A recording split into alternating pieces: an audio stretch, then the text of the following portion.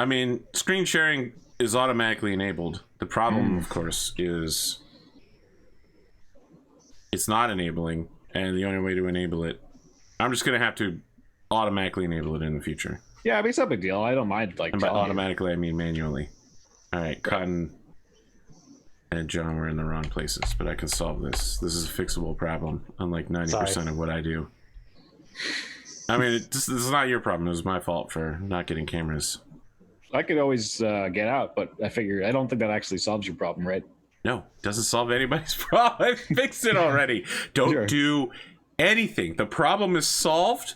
Don't move, don't blink, don't do anything. The problem is solved. So we all leave the chat and come back. My God. Friends, welcome to the second part of a Ryuutama short arc. I am, of course, your game master. Wait a sec, I have a new thing. I am your complex and excitable storyteller, Apgamingreal. Some have described me as mysterious and eloquent. Connor, how you doing this week? Pretty good. You know, I'm getting very close to finishing up chapter 5, so that's very nice. Of White Ashe? Of White Ashe, that's correct. Yes. White Ashe, your award-winning comic? I mean, have we? I mean, maybe you've won the Apgamingreal is in your book award. Of course, yes. Yeah. I won that award. That was one of my favorites. My favorite too. Yeah. I like seeing my name in books. It's a notable honorarium. Yeah, other than that, pretty quiet. Yeah, just not much really. Sorry. How about you, John? What's going on with you? Not a lot. I managed to get a client for consulting. It's actually D&D related, which is cool, but that's all I can talk about it. I promised I wouldn't. Is it Rob? Say a lot. Huh? Is it Rob? Is it Rob? Technically, yes. But yeah, I'm not. I told him I wouldn't talk a lot about it until there's more to it. Cool. Yeah. What exactly does that involve? Like, can you explain to me what, like, not particularly for his job. I'm just saying in general. What my consultancy? In general? Like what you do. Yeah.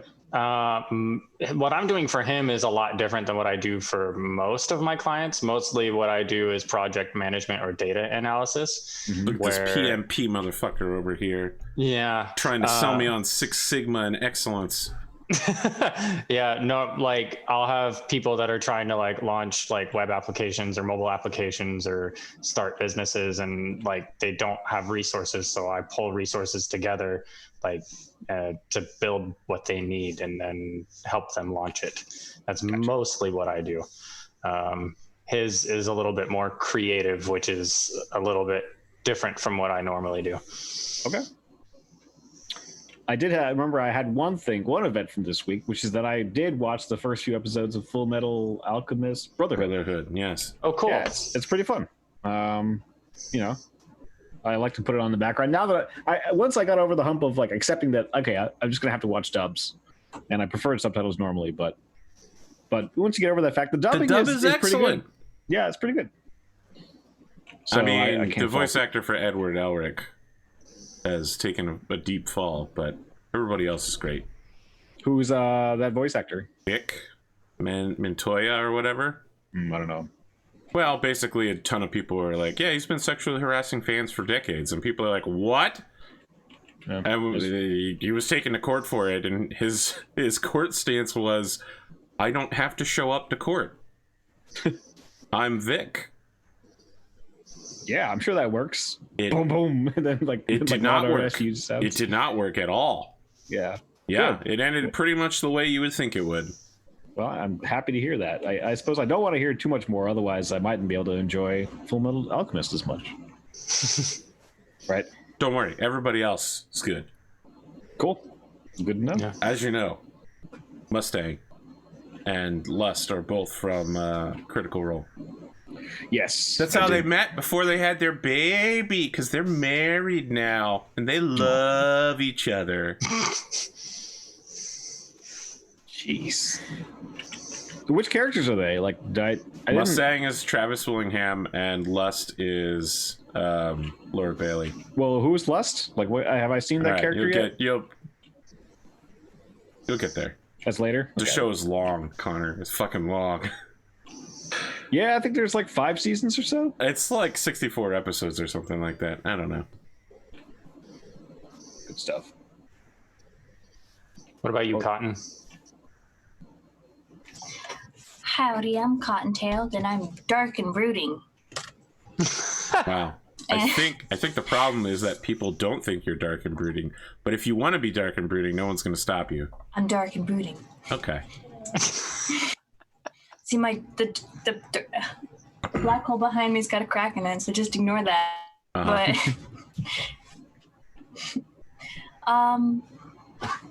I think that's all my intro. Probably. We can go back to AP. I just looked it up. Guess what, Connor? I was fucking precisely right.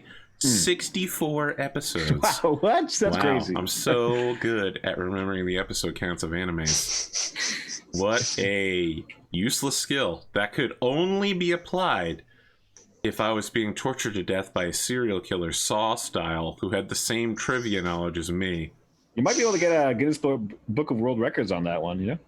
In order to open this cage, you will need to know the number of episodes in the following animes and input them in an 8-digit code.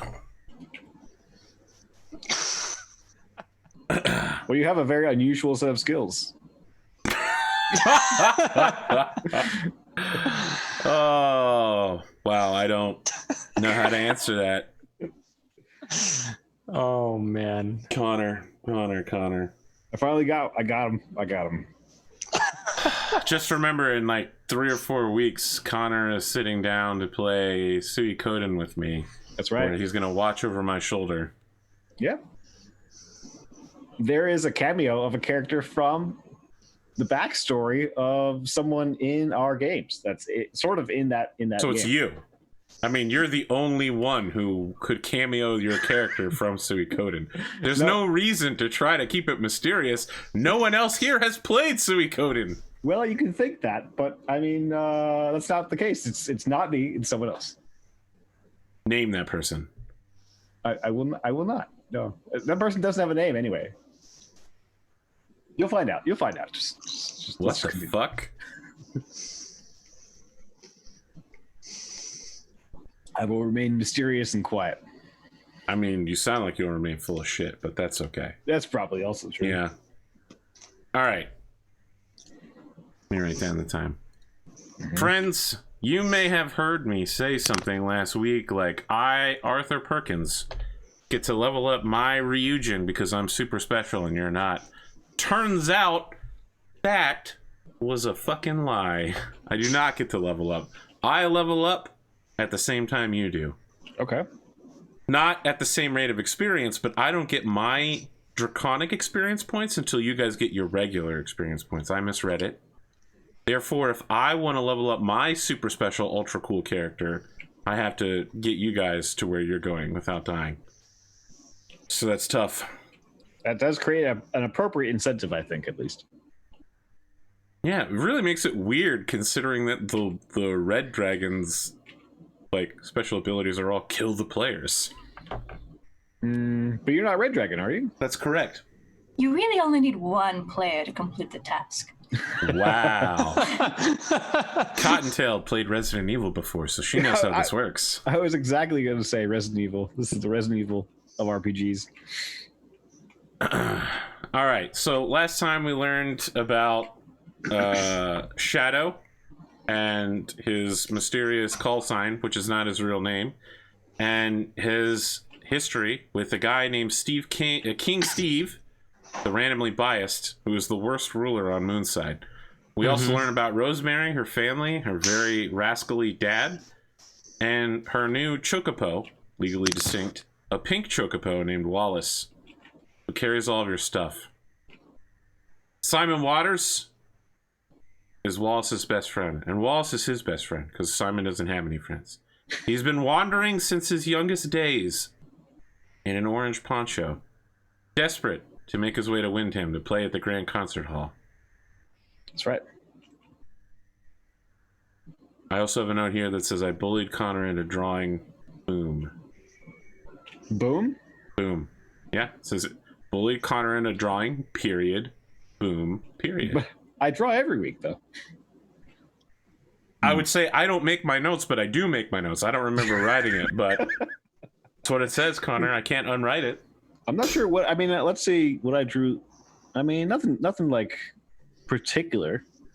Oh, you know what? I think you're talking about potentially drawing some Fate Grand Order fan art. I think there was talk of that in the Discord. No. I remember someone was like, you could run a Fate RPG as a way to trick Connor into drawing hot MILFs. And I was like, listen, if I wanted to trick Connor into drawing hot MILFs, running a Fate RPG would not be necessary. Right. I could get him to do it for much less. We could just have hot MILFs show up in the game. And indeed, they might be already in the game. I think. Oh my God, Connor. You gotta Depends stop. on how old this Tybalt and his Dame Paris. Listen, don't say bad things about Lady Paris. She's a nice lady. What did I say? That is a MILF some kind of? Listen, I don't know. You listen, Connor. You're a comic book artist. Who knows the depths of your depravity? You're just one step above skateboard kids, as far as my grandparents are concerned. That's appropriate. Yep. Meanwhile, all of you were in the forest in the fog, and I seem to remember several of you were strained due to poor rolling and lack of knowledge about forests and fog. But after eating some delicious Sunset Hime apple jam, you started to feel a little bit better. That's right. Incredible. That's the power of Sunset Hime jam. What can't it do? So it's foggy right now, huh? It is foggy right now. It's true. Where we have left off is that all of you have determined that your guy, Simon, having a good day today, and the rest of you are having a bad day. Yeah. However, your mapper must make a direction check. Also Simon. And Simon needs to pass off the journal to the next person. I have written in it. And Yes. do I need to do that in game, or I mean? Yes. Okay. You must select another party member, and they will have to open the Google Doc and write in it in character. I see. I sort of as you guys are eating your jam, Simon will drop off the journal. Wait. Yeah. It didn't even occur to me to ask what you're eating the jam with. Like, are you literally just two fingers like, this jam is delicious? Like, what are we talking about here? Is this like a cheese cracker spread? Are we putting it in between like a tortilla, some like bread? Are we turning it into a sandwich? English muffins, biscuits, Triscuits? People in Europe are fucking confused. Everything I just said. Do we have crackers?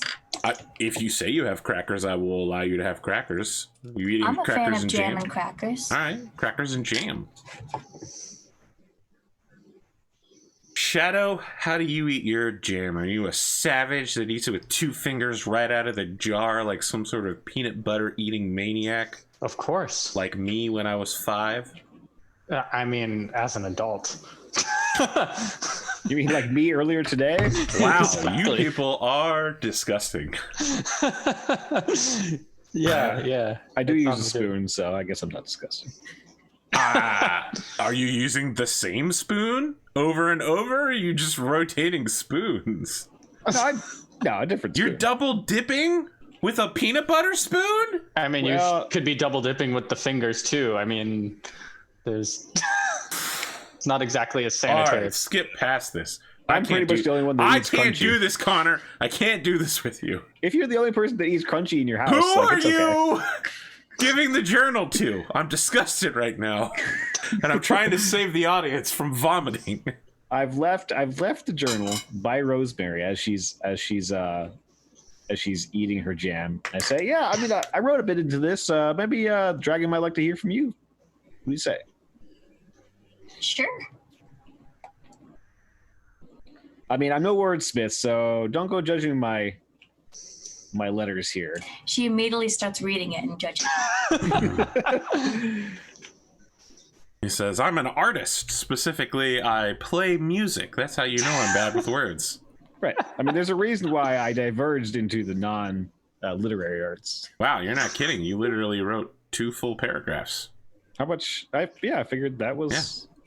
Yeah, you didn't mess around, Connor. I appreciate that. I mean, I would never mess around on UAP.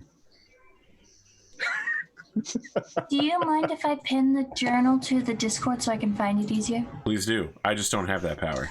I'll do it, yeah. Oh. I'm not a moderator. I don't have that power. Meanwhile, Direction Finder. I need an int plus int check versus difficulty 9.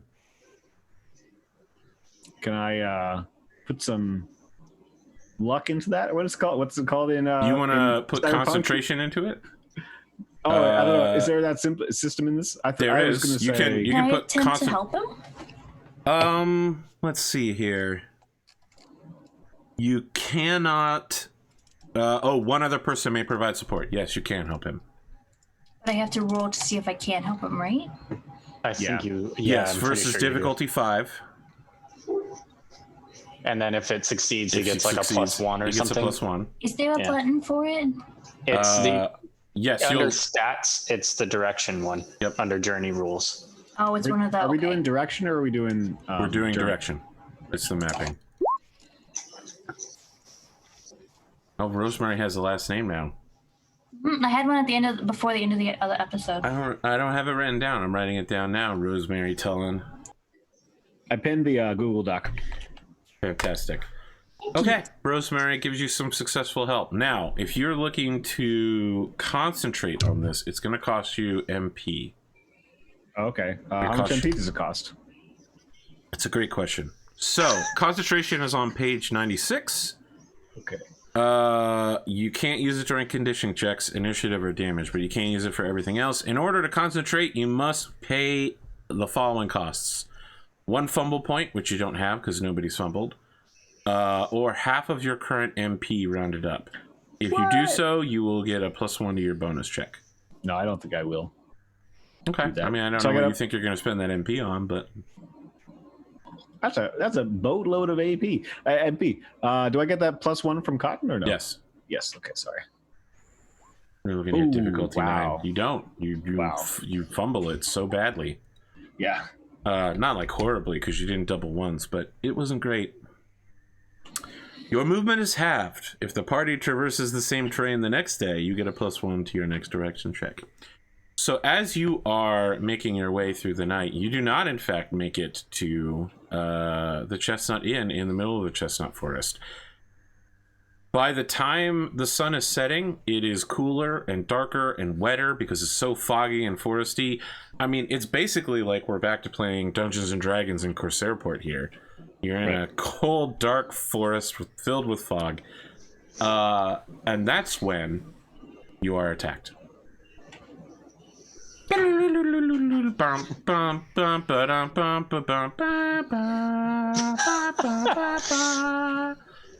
I'm drawing the battle area because this is how battle areas work in this game.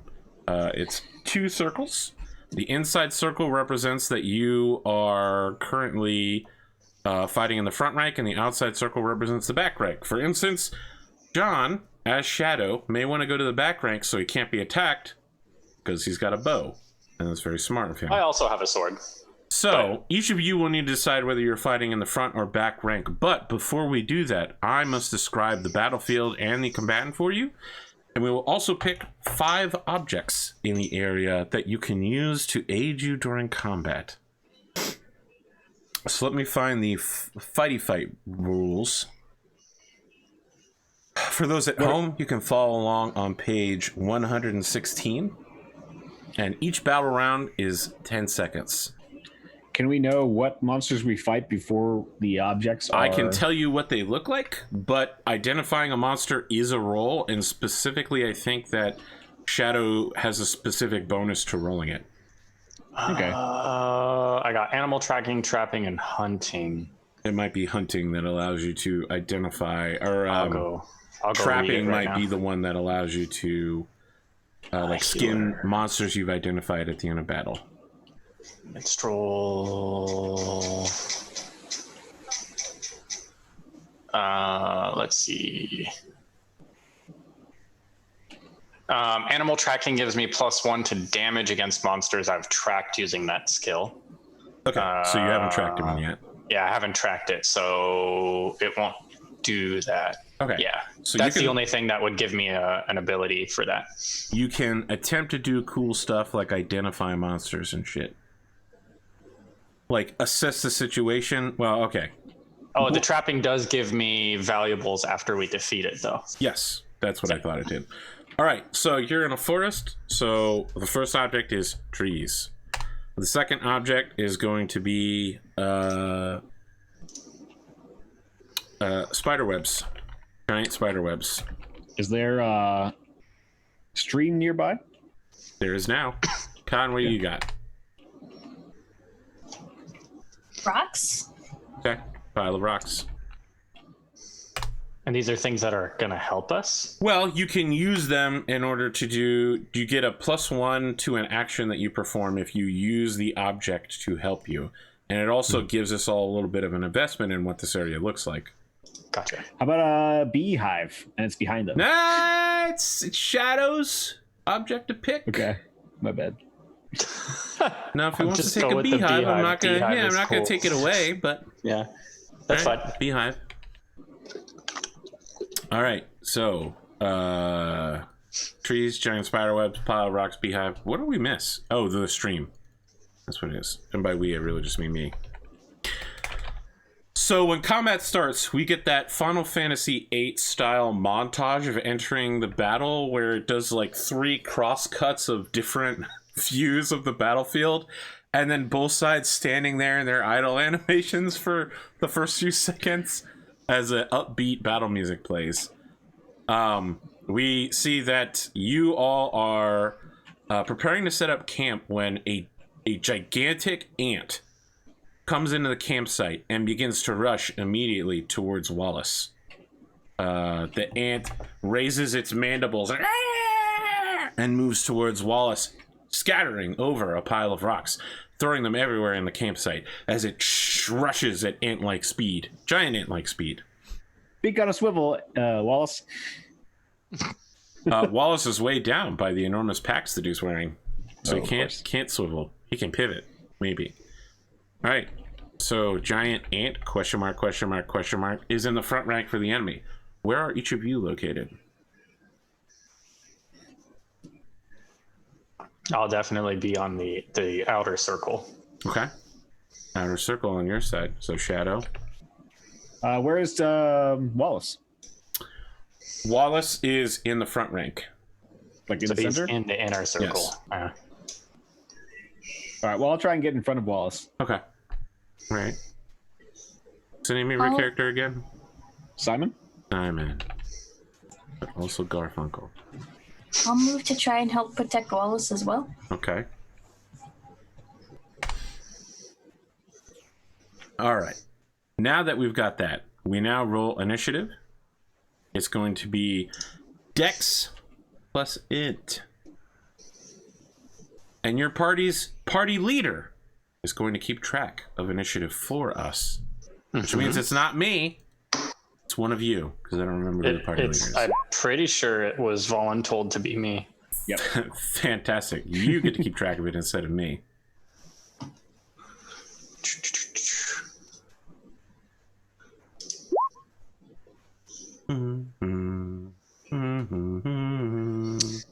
What do we do in the case of a tie? Great question. If both characters have the higher condition, score goes first. So, looking at your condition scores from earlier today, That would have been him, because I rolled terribly. yeah, Connor has a 9, Connor has an 8, and you have a 7. Yeah. The highest breaks. And okay. So that means Simon, you're first. All right. Does the ant get an initiative too? It does. It is at initiative 6. Okay. So then it ties with Cotton technically. Players go first. Players go first. Okay, so it is last. So Simon, you're first. All right. checking the spells, see if I should have anything.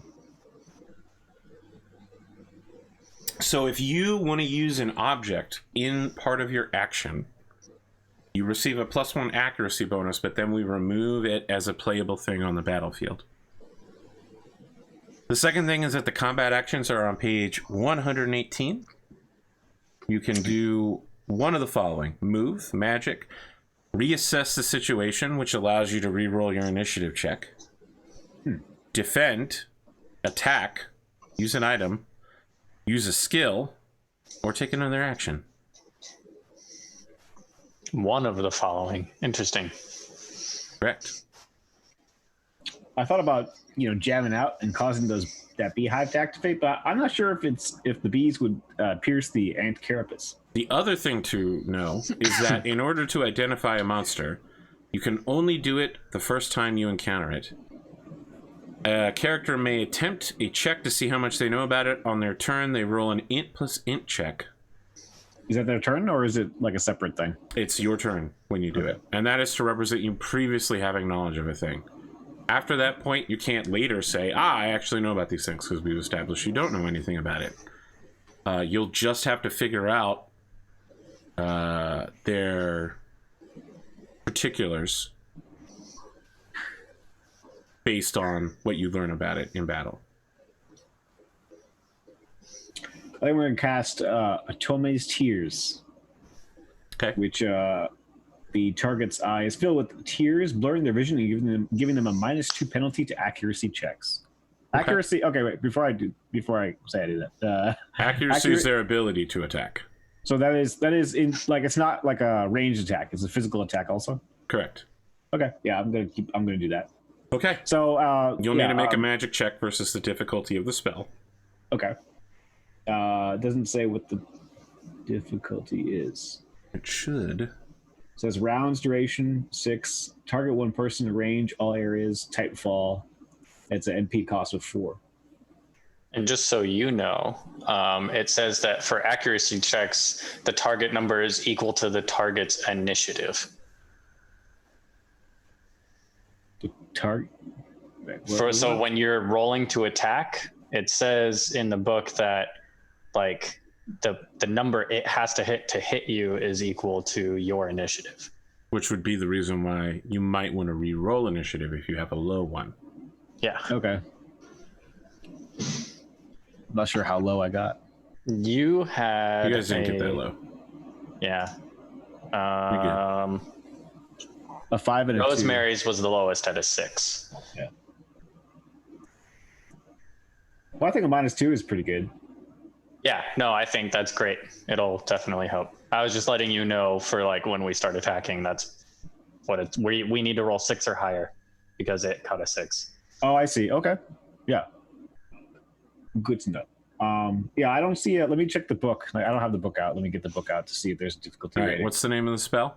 Atome's Tears. Is it a low-level magic or is it a... It's a fall spell. There we go. MP4. All areas, 1 person. Okay. Yeah, what does that mean exactly? Does it mean it potentially hits... It potentially hits all area, but it only hits one person. You can only area. target 1 person, but you can hit anybody in the front or back rank. Okay, right. Is there a difficulty rating? Apparently not for this spell.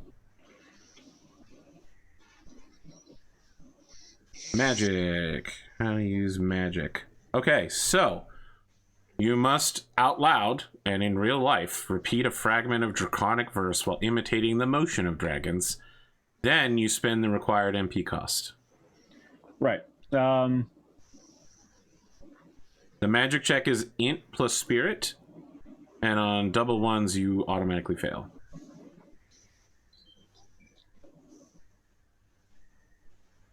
So Simon says something like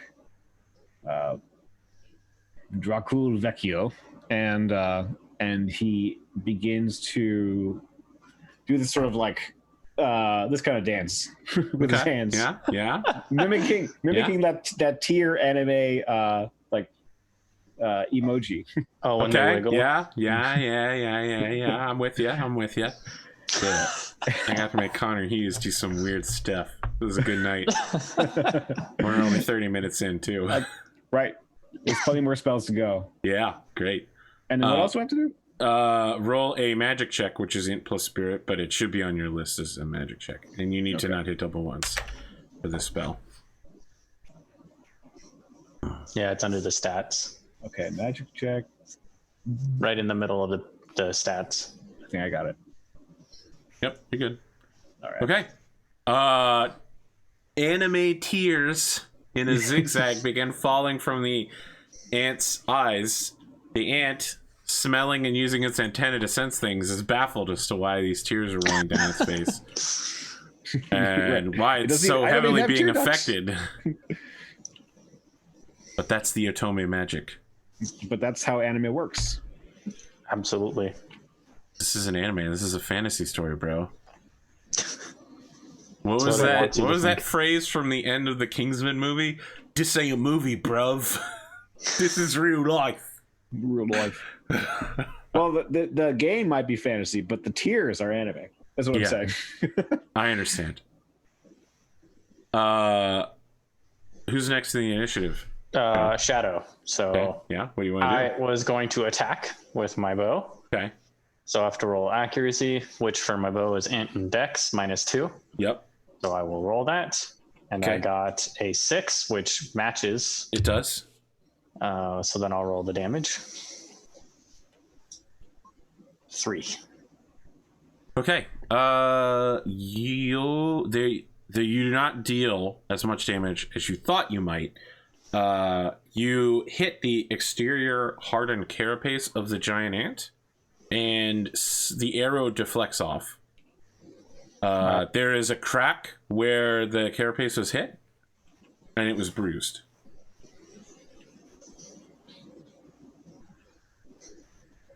Then that would make it Rosemary's turn. May I attempt to figure out what the ant is? Yes. You are making a monster knowledge check knowledge? using int. An 8. What you needed was the terrain and weather for this condition, which is a 9, which is a failure. You have never seen a giant Shucks. ant before. And then that makes it to Ant's turn. The ant is really upset that Simon made it start crying. It would love to eat Shadow, because Shadow specifically hurt it. But here's Simon. Simon's casting spells at it. It's not super intelligent, but Simon is also standing between him and Wallace, a.k.a. Chicken Dinner. And so... Simon's got a really anime stance. With like the sword back, and he's like legs splayed out. And like one hand's on the ground. The He ant fails. charges at you, and this is when you notice that its pincers are half the length of its huge body, which means that they are massive. Oh, those pincers are huge. It charges at you with the pincers out, but it claps it shut a second too soon to catch you as you duck back. So like we get the barely scrape by, you take a little bit of wind force as you slide backwards. You impact with Wallace, and you like bounce off of his huge feathery hide and catch yourself. Otherwise, you might have fallen down. Good thing Wallace is there. Yep. Wallace is a bro. We're back to the beginning of the next round. Yep. So that would be Simon. Right. I'm ready to wail on these pincers. And so you see Simon dart forward, and then his attack sort of is one of these like forward, like it's a downward attack, but then when he gets within striking range, rips it up like an uppercut, I suppose, with like the short sword. Yeah. Exactly. And what I roll for that again? So if you go to your inventory under your weapons, if you put it in there, it should have it already in there for you. Perfect. It's a 7. A 7 is good enough. Total. Now roll the damage of that weapon. Which is a It's also an it's a 1 damage. All right. You go to hit the monster, and it it head bashes your sword, and the damage is totally deflected. Okay. Nothing happens. He's tough. I really appreciate your tutorial battle lines here. You're really making me think of the beginning of any Pokemon game. Right. So, you know how to use the element counter system, huh? Now this battle's getting real interesting. What? A critical hit! Perfect. Who's next? That'd be Shadow, and I will use the bow again. Okay, So I failed because I only got a 4. that's correct. You fire an arrow, and by the time you're the antennas sense the change in the air pressure coming, and the ant barrel rolls sideways. It flings the right-hand side of its body up in the air as it goes upside down and then continues to roll over. Wow, that's a pretty special ant right there. And that'll take it to Rosemary again. Rosemary, you don't know what this thing is. I do not. Where on the sheet is the blade thing? If you inventory Inventory. Okay. under your weapons. Oh, I see it. I see it. Can I use the rocks to get the +1 on the accuracy? Absolutely. Tell me how it happens. I'm gonna kick the rocks onto its leg and attempt to trip it. Wow. While I swing. Rosemary's so mean. Okay. You kick rocks toward it, so give yourself a +1 on this roll. I need it. I'm bad at The sickling. ant is distracted by the rocks impacting off of it. You hit.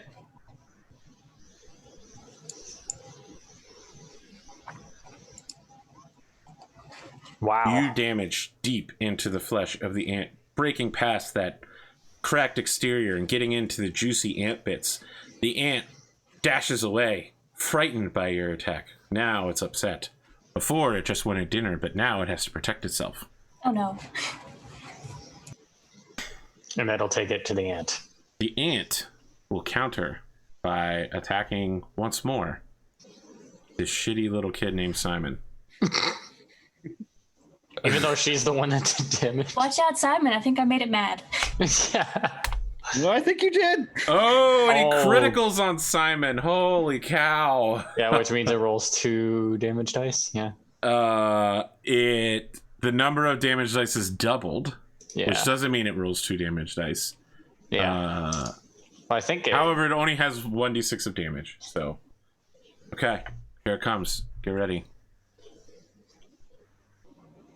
Well, no, it says it is one. If you roll 1d6, you roll Right, but 2d6. there are yeah. monsters that roll way more than 1d6. So Gotcha. potentially Yeah. a doubling of dice could be more than 2d6. Yeah. All right, you take 4 points of damage. Do you have any armor rating?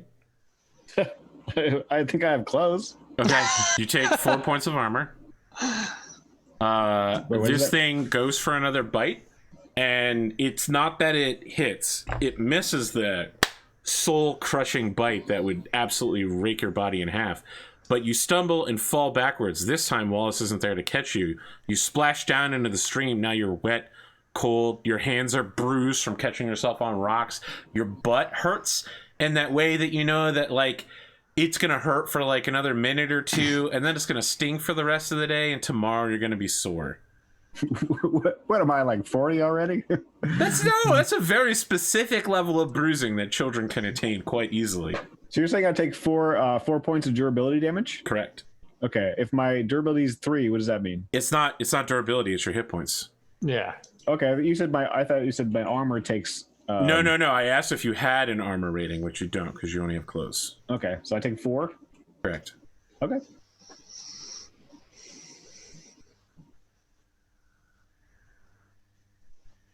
And as you're in the water, some of the tears coming off of the ant splash on your face.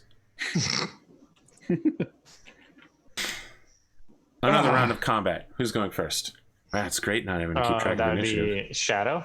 And Wait, does it change? or no, it's Simon. You're right. Yep. Yep. Simon is first. I'll teach you, ant. Thing, person, thing. Wow, you really got him. Got him with that one, Simon. Yep. Well, I don't know what he is, so It's true. I don't know he's an ant. You can still roll right now if you want to use your turn to find out. after this battle, you'll never be able to learn again. What is this thing? He really bit down into me. And what is that? Monster knowledge check. Yep. Damn. 5 is not enough to identify this. Okay. I've never seen anything like this before, you say as a little bead of sweat joins all of the other water on your face as you stare at it a bunch. Like examining the pincers that just rock my world. And the JRPG dialogue is 3 dots. Of course, yeah. What was that noise?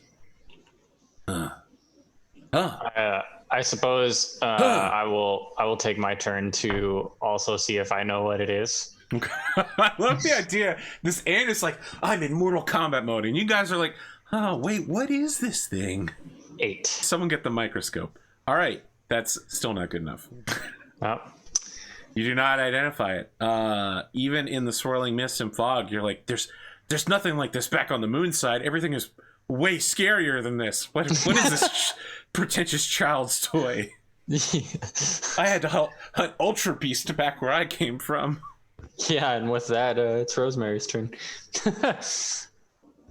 I'll attempt to swipe at it again with my sickle. Yeah.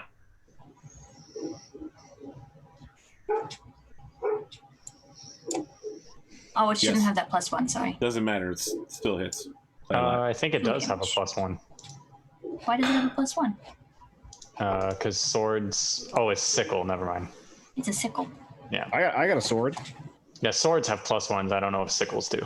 Well, I have a light blade sword. Yeah. Oh, then my one should have been +2 last time, but it doesn't matter because I hit it anyway. Yeah, you have a light blade. You just turned it as a sickle. Yep. It's the ant's turn now. The ant sees that Simon is splashed down in the water, staring at it, looking at it funny, and the ant goes in to finish the job. I got like the hat. One eye open. I'm bleeding. Grabbing the arm with the sword. The ant charges at you, but it doesn't connect. It runs right over top of you, and like some of its little spindly ant legs touch your stomach in the process, and you're forced back down into the water. You're so gross. You don't take any damage. The ant stops by doing an anime slide sideways and skidding as Deja Vu begins playing, and then it turns around as if to get ready for another charge. I don't know Deja Vu. It's from Initial D. Don't worry about Yeah, it. Simon, I don't think that ant likes you very much. I think he's trying to do things to me. Wow. Well, he just ran over me in this weird way. It is your turn, by the way, Simon. So I'm gonna strike at its spindly legs again. Don't want to get charged.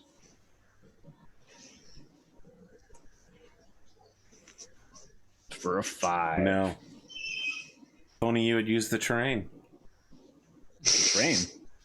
Oh, Yeah, because you I'm in can the use water. the 5 objects, now 4 objects. You give yourself a boost during a roll.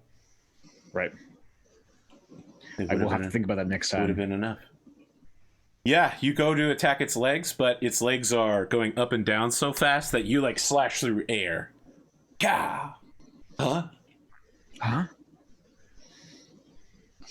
He's quick. It's fast. That Pokemon just went before Simon, me.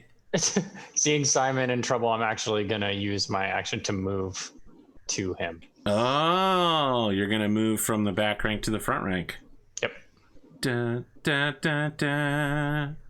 You rush forward in aid of your comrades who are like half your age. Yep. Well, not quite All right, half. 3/4, 75%. Several years younger. Isn't he like 22 or something It's a like that? generation gap. Yeah. I mean, you've graduated college and you've got your first job. College graduate hanging out with high schoolers. You know, I'm a sophomore. sophomore. Yeah, Yep. sophomore. What? You're 16. You're a junior. Okay. That's a young junior. No. You graduate when you're 17 or 18. You Yeah, need a junior fair. between 16 and 17. I turned 18 at the beginning of senior year. Yeah. So did I. Yeah. But that's because your calendar birthday is on the correct side of the school year. Yeah. I was. That's true. Mine's Listen. because I failed kindergarten. Wow. I don't know what to say about that. Boy, I was super naughty as a child. I just Refuse to take naps. I can't believe that. no. So my kindergarten teacher went to the bathroom, and while she was gone, I convinced the rest of the class to leave and go to recess. Wow. Inspiring rebellion. So from a then young I age. failed kindergarten. Wow. I can't Wow. believe what I'm hearing. I choose to disbelieve it. Who's next? It's Cotton, right? Yes. Not that I'm in charge of initiative order since it's your job. I'll It is. attempt to hit the ant again. Maybe this time I'll splash some water in his face. Oh, wow. Look at this dirty fighter. What's next? You're going to kick some sand in his face? There's not We sand don't on the have board. sand. So you're saying you'd do it if it was there. Yes. Cotton is permanently going to keep an object called pocket sand in her inventory. Oh, I don't know if that hits. A 5 is not good 5. enough to hit. Nope. You almost fumbled that too. Yeah, no. It is the ant's turn. The ant will continue to concentrate on Simon and crushing him. This ant is so tired of crying. Like, it's been crying for so long. Like, almost a full minute at this point. It's not great. Let me see if that ever wears off. 6 turns. Okay, so it's the 4th turn of this happened to the ant. The ant is very sad. A 5 does not beat your initiative check, unfortunately. That's right. I'm too quick. The ant goes to fall on you, to crush you via its size and shape. And you roll out of the way, because you're too quick, apparently. Who's next? Simon. Yep. So I'm gonna try and I'm gonna be stabbing him, and I'm gonna be stabbing him into the direction of the spider webs, giant spider webs. That make sense? I don't know that you can do that with stabbing. How about, like, piercing or kicking? Isn't stabbing like piercing? This ant is bigger than you. Let's be very clear. Like, just if you stab it with a sword, it's not like it's going to go flying backwards, whoosha style, into the spider webs. But he's like What if he's it's like like a he's stab like, and a shove? he's like backpedaling as I'm like poking him. It's like All right, Frodo, listen, and I'll like, buy the backpedaling. You Yeah. can't just say I stab it and it goes backward. Oh, I'm thinking like Frodo and Yes, like Shelob. I Right? Like will buy he's like, that. Yes, I'm 100% on that one. All right. Go ahead. Fuck. Nope. Even with the 4. +1, still not good enough. Yeah. Shouldn't your blade accuracy be +1 though? Is it? I don't know. It's It's a a light +1, blade, right? plus the webs make it a +2. So that would be Yeah. 6. So that should have hit. Correct. Okay. I'll put that +1 in there. Go ahead and roll damage. Oh, right. Okay. 3. A big All right. 3. You continuously force it to stumble back until it hits a spider web. It gets stuck in place. It quickly turns to look. As it does, its crying maiden tears go flying everywhere, and you do a quick jab on its segmented neck area, and it turns back towards you and breaks free of the spider web. It seems like it's really upset now. I mean, it's this entire time it seemed very upset. I mean, the tears being the main indicator. Shadow, I think you're next. Yep. I'm gonna follow up, run up to it, and swing with my light sword. My really uncool light blade. Yeah, it'll hit. Excellent. And then damage. None. Yep, that's correct. 1 point of damage will deal no damage to it. So you're like, yeah, and you catch the pincer, and you're like blade locked against the pincer, and then the ant like snaps its head sideways, and you and your sword go, wah! You have to scramble for your sword for a moment. I know who's next, but Yeah, Rosemary. I'm going to keep doing this because I'm glad that I don't have to keep initiative. And it makes me feel very smug. Look, I'm sorry, guys. The rules say so. I'm sorry that I keep using up the stuff. Do you guys mind if I use another one? Do you guys want to use one of You're the things? actually the one Go doing for it. all the damage. Yeah. I would like to cut down the beehive and chuck it at the ant to distract him enough to swing at him. You take your sickle. Hypervelocity bee throw. Show me your power. Yep, it It works. should be another +1, but Yeah, it'll hit. 5. Jeez. Nice. The beehive hits. Bees come out and start stinging the ant, and the ant is just like, what the fuck, guys? Come on. The ant is literally just like going in circles trying to get rid of these bees, and eventually, by dunking itself in the water, it evades the bees for a while.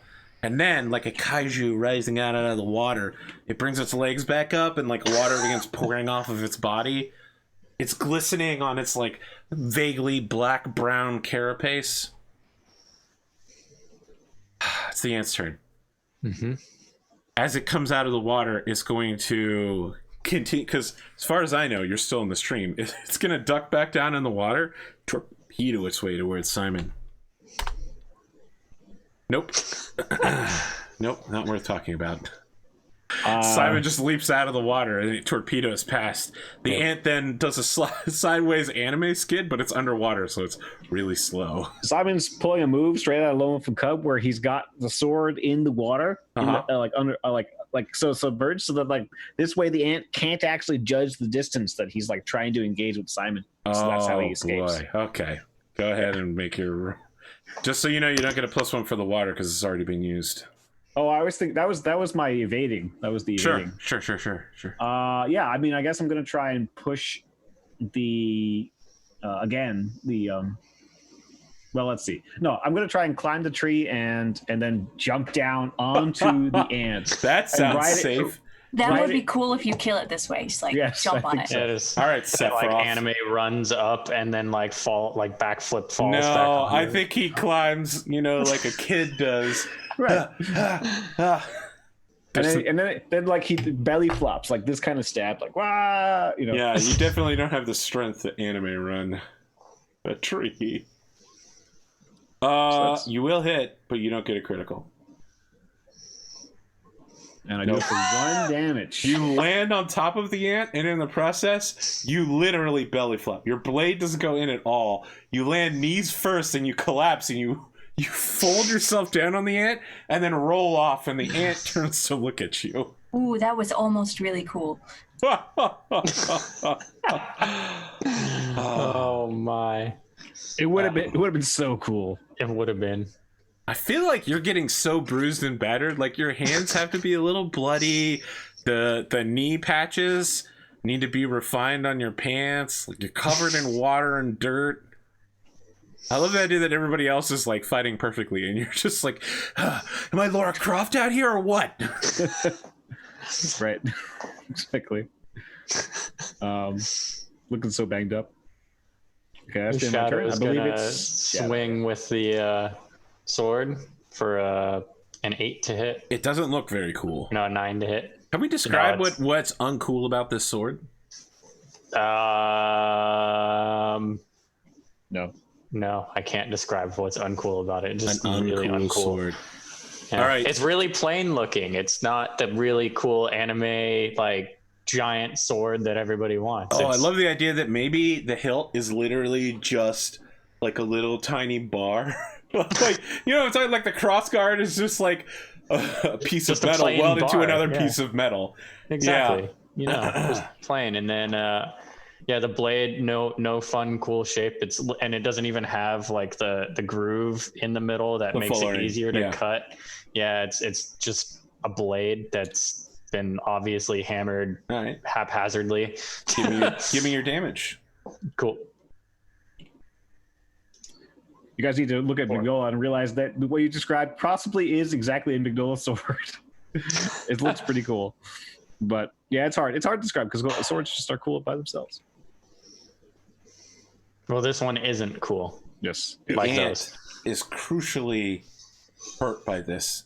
It loses a leg in the process and is now limping around the battlefield. Yeah, exactly. Cut its leg off. And with that, it's Rosemary's turn. I don't know. Can I make it run away? I don't want to kill it if we don't have to. I don't know if that's a We smart. definitely have to. Meanwhile, I'm standing there like bruised and battered in the bloody fight for my life. You're like, well, I mean, maybe I'll just run away. If it's not a skill, I'll attack it. Okay. So you can run away at the end of any combat round where the sum of your initiative is higher than the sum of the enemy's. So you guys can run away at any time. Yeah. It means leaving Wallace to his death. I guess I'll fight for Wallace. Hashtag I stand with Wallace. You change your Twitter profile to be a pink chocobo face overlaid over yours. Oh God. You mean I'll swing Chocobo, of course. Are we making a Chocobo, movement? that's right. Oh, I That's right. fumbled. Legally Oh, distinct. no. Oh no! I don't know what happens when you fumble in an attack. I don't know what happens when I fumble either. Well, I know what happens when you fumble regularly. So everybody is going to get a fumble point. Get the Everyone? exact- That's crazy. Fumbles Well, I don't occur wanna- I when don't wanna both hurt dice, it results in a terrible failure. However, all members of the party receive a fumble point. A fumble point may be used at any time to do the following things. When you're concentrating, you can use a fumble point to pay the cost of concentration rather than All right. MP. Although you can pay both and get mega ups. You get +2 instead of +1. There are some skills that can only be activated on a fumble, and your item loses 1 point of durability on a fumble. Right. There's no combat specific fumbles. I just looked it up. That's correct. It's your item loses durability. Okie doke. So eventually it will either need to be repaired at a cost or it will become unusable. Fair enough. Okay. It's bad. It's really bad. When a fumble is rolled, each party member gets that fumble point, but something has to leave you with an impression. So you strike with your sword, with your sickle, with all of your might, and you slice through one of its legs, and you hit a rock, and a chip comes off of your blade, and you're like, no! The shock reverberates up your arm. It does, and you drop the sickle. And that's when this creature turns to look at you. It's standing right in front of you. And the tears are no longer rolling down its face. Not ideal. Yeah. And Yeah, it goes and to it goes to strike you. Without the penalty. With a success. Wow. And its whole ant-like body with mandible claws goes to slam onto you. For 1 point of damage. So actually, it's not that bad. Still, all of you are watching this fumble and you think it's the worst thing that's ever happened to you. It's really bad. And now you feel like you could do better with it. We learn from our mistakes. Now, write down that you have a fumble point because they carry between sessions. Yep, Yeah, I already it's- got it. Yeah, under modifiers if you Perfect. didn't already know. And it's my turn. Party leader, who's next?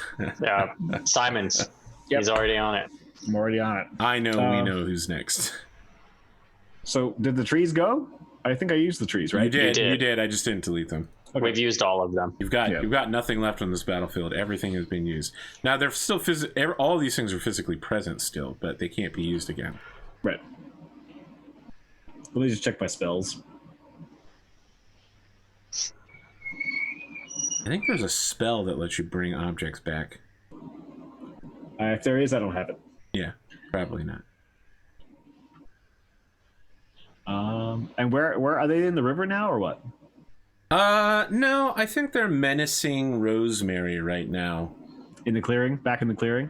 I mean, it's a forest, so there's nothing really clear, but yeah, like Rosemary is probably scooping up her sickle at the base of like a tree stump while the ant is like menacing over the tree stump. Well, seeing Rosemary, There's like just some got hit muda and- JoJo like stand vibes going on.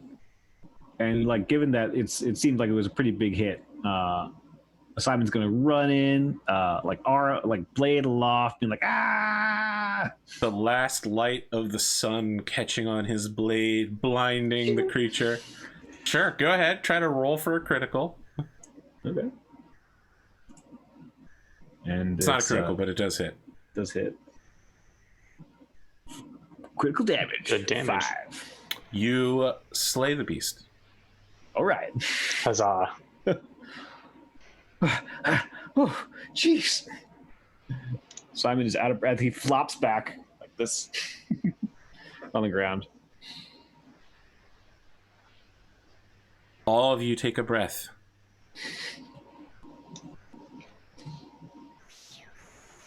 I broke my sickle. Is that what I heard? Yeah, it looked bad. Yeah, it's not. I gotta fix this. Do we have the ability to fix it? Yeah, I was gonna like. I think ask it out has of to be character. done in town. Okay, because like we don't repairs. have. We're not You like a also don't have store. like a blacksmith. We're not a blacksmith. Yeah, maybe at the inn they'll have somebody. I don't know. You think the inn has a blacksmith? Depends how big the elements surrounding the inn is. Maybe. Probably not. Would you like to harvest something from this monster? That I would. Very well. So I'll roll my check. It's the the tracking difficulty check. is 4. Okay. I got a critical Wow. success. A critical. Critical, sir. A critical. There's no difference for a critical success on this check, unfortunately. Just bragging rights. Your first harvest is an ant carapace worth 75 gold. Wow, cool. And what's its size? Like, I don't even know if I can carry it. It has a weight of 0. Oh, cool. Okay. If something has a weight, I'll let you know. Like, if you get food or a sickle or something, those will have weights, but not carapace. It's quite big, but not heavy. Gotcha. Ooh, you can harvest a Pegasus's wings. That's disgusting and weird. For the truly hardcore. Doesn't that happen in Harry Potter? I think. Harry Potter has plenty of weird shit, man. Yep. I'm just checking. Why would they pretend that there were 7 Harry Potters? They could have just teleported. Make money. Yeah. You don't get the reference. It's fine. Don't worry about It's it. fine. Yeah. The Horcruxes. Yeah. No, there's a plan by the Order of Phoenix where they're like, there's 7 Harry Potters, and I'm like, okay, but that means there's 7 people they have to kill now. So you're just putting 6 other people's lives at risk when you could just teleport. Mm-hmm. But they could probably track them. Well, that was the reason that they... I don't know. There was a reason why they couldn't, and I think that was the reason, but they could track him anyway. Yeah, they always were able to track them. Because he was underage. Correct. Even though he had a secret keeper. Yeah. And he's got that cloak, The invisibility cloak. of course. Which, of course, would have made 100% more sense than having 7 Harry Potters. Yeah, but they could still track him. Putting 6 other people's lives at risk. Yeah, but it didn't make for good storytelling. Yeah, exactly. It was done Hashtag specifically logic for the is better. storytelling. Yeah. And the All I know is flying butterbeer through- is a thing I want to have one day. I mean, you could just put a stick of butter in a pint of beer. That's not and- butterbeer. That's so gross. Oh my god. You should know that there are a lot of alcohols where you just melt like a stick of butter into the alcohol. It sounds delicious. You know, Paula Dean says everything's better with butter. Well, Paula Dean says a lot of things. Yeah. Like Cottontailed racially might be- motivated curse words, but Oh. That was a different thing said. you realize butterbeer has 6 tablespoons of butter to 2 tablespoons of water. It's So gross. literally 50% stick of butter, 50% water and cream soda and vinegar. If there is enough So butter in you're it, laughing at me saying there's a stick of butter in it when it's actually just half a stick of butter. My bad. You literally melt half a stick of butter into the fucking beer. That's but if there's enough butter in it, we can probably get Cotton to drink it. Oh, my. Well, no, you just need to put enough sugar in it to get Cotton to drink it. Butter and sugar. Listen, I've stopped trying to get her to drink water. That's all there is to it. You were successful for a while. I was successful, but I also bothered her twice a day about it. I did used to drink water a lot. Yeah, you should drink water now. This is the time of year where you need to be drinking water because it's about to get dry AF. I have tea. Also, I'm in a drought. It's already dry.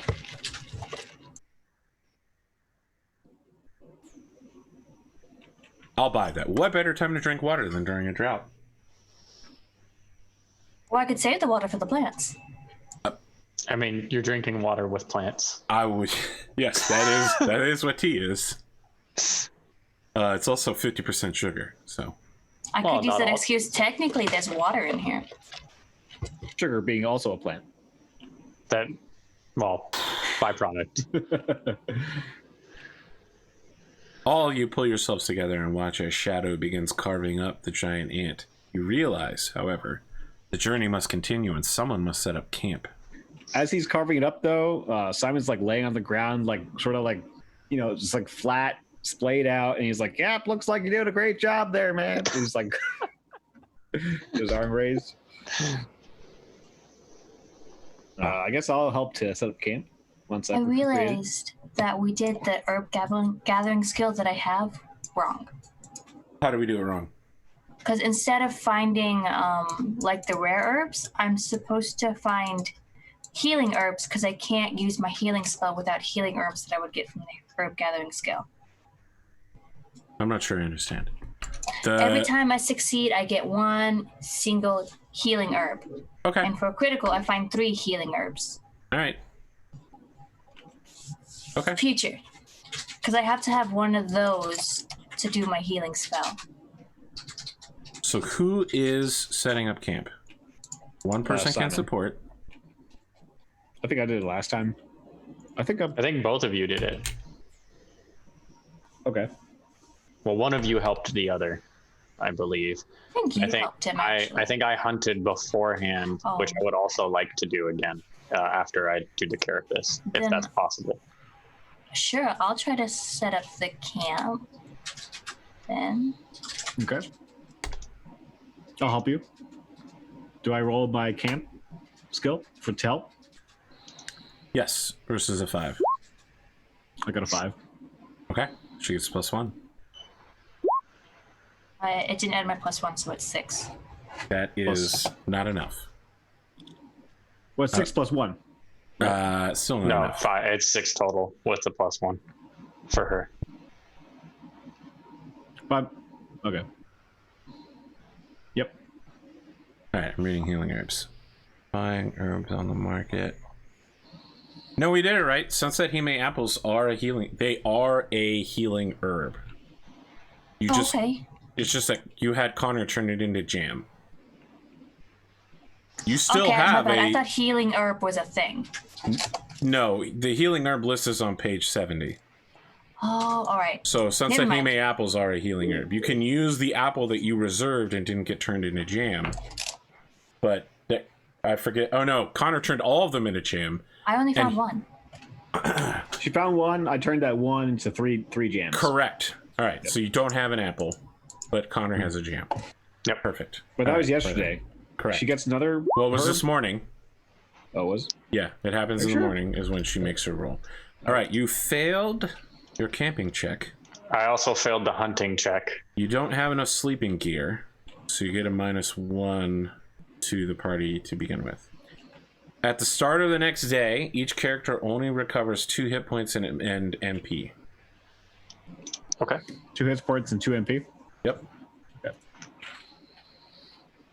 So I think, Simon, you're not feeling so good because you're actually A pretty little injured. queasy. I'm like not the worst a person could ever be, but not great.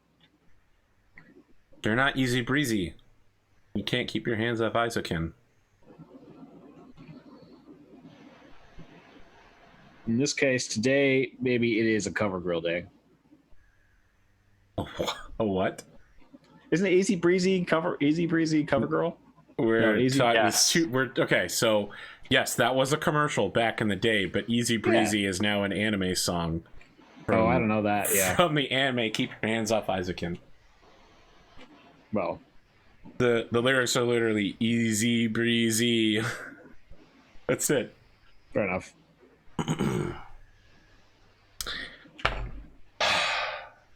Tell me about how Simon ruins everybody's night. No, sorry. It's actually both of you together. Rosemary, you and Simon, you don't have enough. Like, you have a tent, but you don't have enough sleeping, and everyone suffers a little bit from it. What went wrong? I think Rosemary's used to like a flat, level surface to like make camp on and stuff like that, and she wasn't expecting all the trees in the way, and the ground's probably hard because she didn't, set anything out for that because she didn't expect roots and rocks. So the only time she's camped is near home, and now she's like, "Oh, I can't believe you have to camp in places." Yep. There's like rocks still on the ground.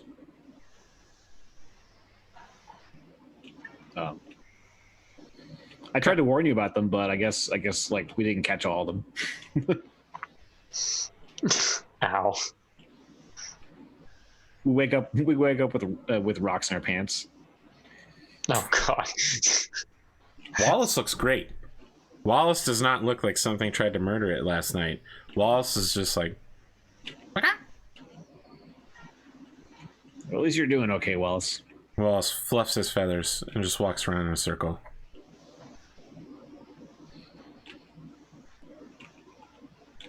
I guess Simon's gonna brush Wallace, make sure there's no like twigs or anything like that in the feathers. Okay. No rocks. Wallace appreciates the brushing. Well, I'm ready to hit the road, see this place behind us, and get to the inn. What do you about you guys? Yeah, seconded. Hopefully we make it there tonight. I want to try that apple pie. Yeah, that sounds good. Okay. Cotton, do you want to do a morning check? Sure, I'll try to gather some herbs. Some herbs? Very well. Herbs. What weather is it today? The weather today is still foggy. Okay. How many buildings are there? Herbs. I got a 7. Okay, let's see whether that is a success or not. I Because think last time it was a 9. well, it's the terrain that you're on, I think, is the difficulty. Yeah. It'll be on your healer sheet. Healing, secret remedy, secret tunnel through the mountains. Oh my God. Strength plus int versus the topography. Not good enough, unfortunately. Yeah, because I think the forest was 9 last time. You go out looking for herbs, and there are no such herbs out here. You're desperate to find a secret tunnel through the mountains, and you don't. It's rough. Just don't wake the beast in the water. Okay. Right? Melor. Open this. Melnock. Melor. It's Melnock. Oh, is it Melor? Are you sure? Yes, it's friend in Elvish. Yeah, but okay. Yeah, you're right. Yeah. What is friend in Elvish? I believe you. No, you're right. Melon, apparently. Oh, it's Melon. Okay, yeah. Well, I thought it was Melor, so we're both getting a little bit of a course correction. It's okay to just say that we're wrong. You know that, right? That's going a bit far. I mean, we're close. Everyone needs to roll a condition check, which is your strength plus your spirit. There's a thing for it. Are we traveling? This is like, are we? This is your condition check, so not traveling yet. This is how you feel in the forest. All right, so you have a condition of 7, 10, and 3. Unfortunately, Connor, I think that's pretty not bad. Good. Yeah. Let me look at the condition rules to see how you're doing. He loses half of his hit points again. At the very least, it's going to be really easy for him to get sick or poisoned. Like, he'll fail against anything that's 3 or higher. On whatever breakfast we're eating, like if we have some dried bread or maybe some what's that, like Roman food? You know what I'm talking about. What? Sorry? Pemmican. Pemmican? No, I wasn't. No, we don't have pemmican. I don't imagine we would have pemmican. Lembas bread. No, I'm talking about the dried bread, like this, just the super basic like salt bread. Okay. Anyway, dried cracker, and I'm gonna spread that on my jam. Oh, you mean eat ship's that. biscuit? Hardtack. Yeah, is what I'm that's thinking what about. it is. Yeah. Cotton, you're feeling good enough that one of your stats today temporarily increases. Your die size shifts to one size bigger. So D4 to D6, D6 to D8, etc. I kind of wish that happened before I gathered my herbs. Yep, that's very unfortunate for you. I want to boost my dex to D6. Mm-hmm. Okay. So you're not out of shape yet, conorhughes. I didn't lose any HP. Not yet. You didn't succeed, but you didn't get a 2. So Okay, then I guess I won't eat my jam yet. you don't feel good, and you can be easily afflicted by different status effects. Like it's super easy for you to get drunk today. Yeah, well, we're going to an end tonight. Wow, conorhughes, you're 16. I mean, this is a fantasy world. There's Oh, younger sorry, I didn't drinking know this was ages. Grand Blue, where it's a parallel Earth where the drinking age is 18. My bad. Or 16 in this case. You can just say it's European fantasy. Then you can drink at whatever age you want. Right. I mean, Granny don't care. Granny's Wow, gonna blame it on Granny, huh? just gonna make a mint, you know? She's like, travelers, of course, you can drink whatever you like. As you're getting ready to set out for the morning, how are each of you feeling? What are you doing? It's still foggy. The sun is rising. You survived a lethal attack. Wallace is upbeat. But Simon looks terrible. Despite the sleep from sleeping on rocks and not having bedding, Shadow feels great.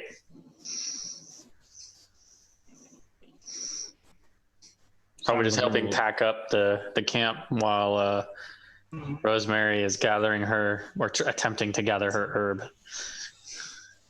Anytime you greet Simon, he's like kind of got like a slightly grumpy response. He's just like, Grr, I'm upset. Teenagers. he's a little moody, you know? Oh, is this upset Simon that we're seeing right here? Muddy battle Simon? Right. He's going through one of them phases. We've got a lot of different Simons here. We have Simon on the piano. Yep. Travel Simon. Battle Simon. Oh, Battle Simon is definitely the 4-star Simon. And Piano Simon's the 3-star. What do you mean by a star? Yeah, you know, like in Fate Grand Order, but also in like other gacha games, right? The Oh, star I see. rating indicates how rare they are, Right. how much people want to get them, but sometimes there'll be a low-star version of a character you want to get just because it's an alternate outfit for a character you already like. Moody Simon's definitely 4-star. Oh, no, Moody Simon's a 5-star. Yeah. It's so rare, it's hard to get. He's battle tested, so his stats are a little bit better. He's probably really tsundere too. Like when you level him up, his voice line is like, "I didn't ask you to do that." Okay. Oh my god! The look on his face is so that I didn't ask you to do that. I need each party member to make a Strength plus Dex travel check versus difficulty 9. Well, normally I'm leading the party. Should I? That is a direction check. This is the travel check to see how everyone makes it through the day. I don't. Fail.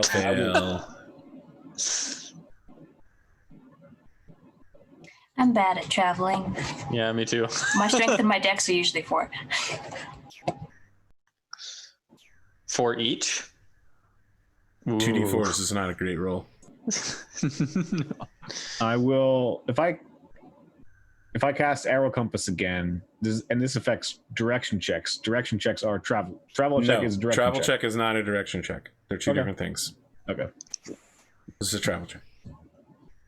Why do you have a +2 to this? I don't know. I think he has a +1 from the walking stick, and then the other +1 was from his song before. Oh, don't I think have a walking stick too. You but still I fail. don't think it matters. And Connor I fails. don't Everybody have a fails. walking stick. Everyone's hit points are reduced by half, rounding down. It Half is of what they're currently, or half of the maximum? current. Okay. Round it down, so if I'm at 7, I'd be at 4. 3. 3.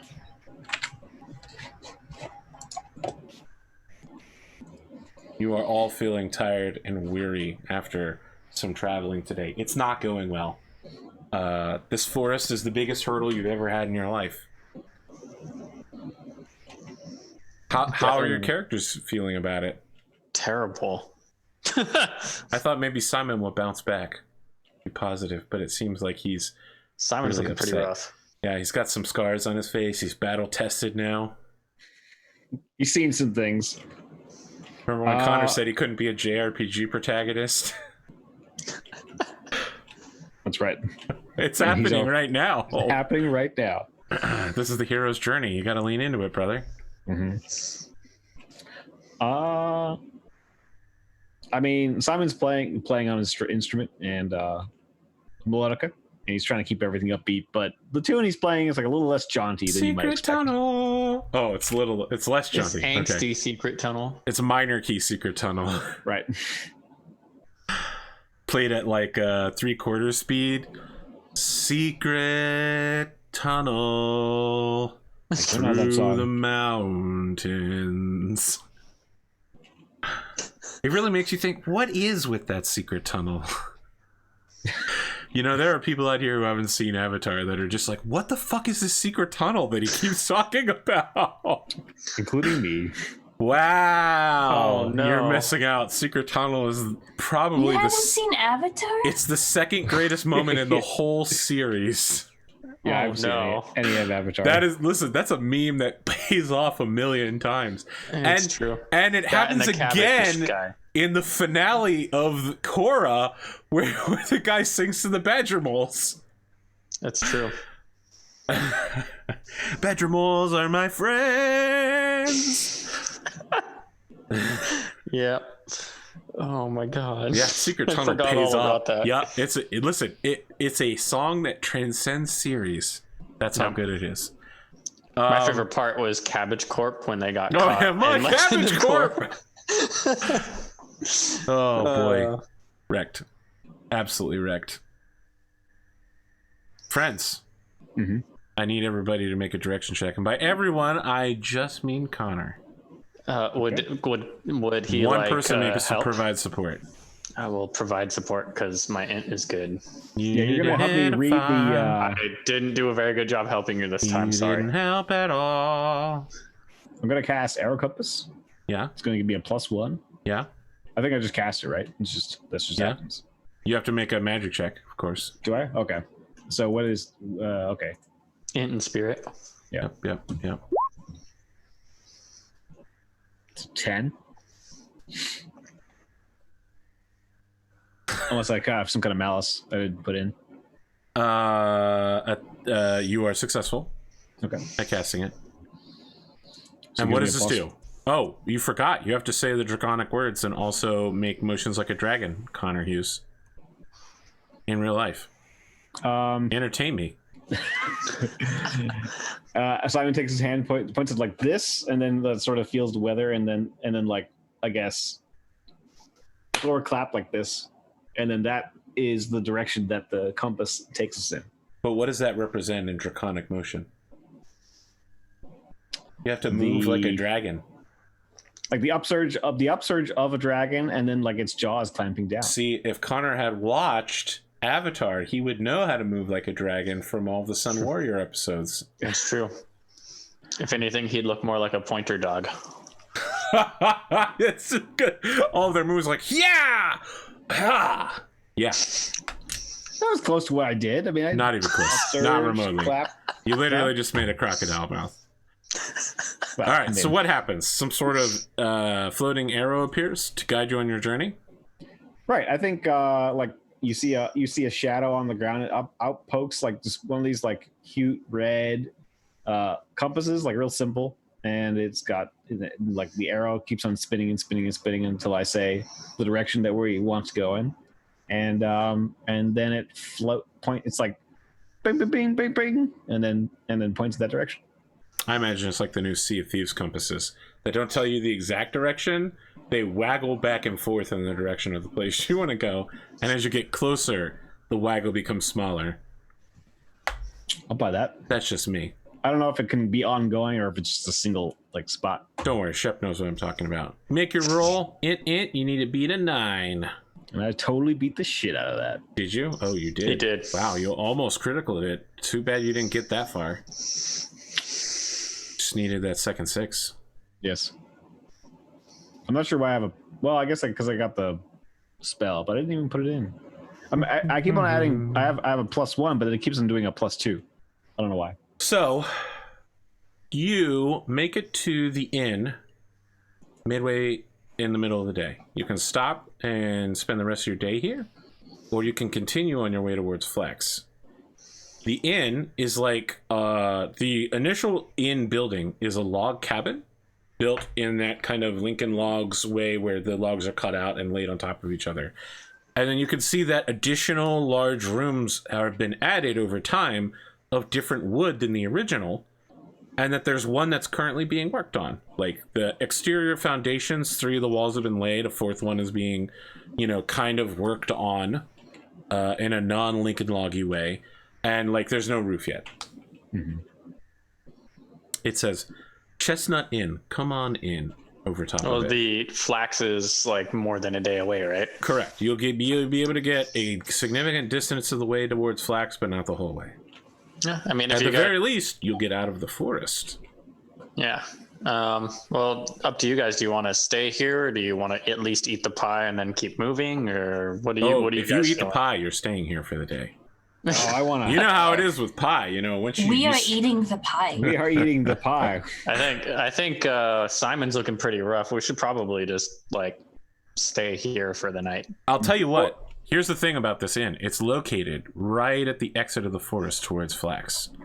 So tomorrow morning, you'll still be starting in grass rather than forest. Okay.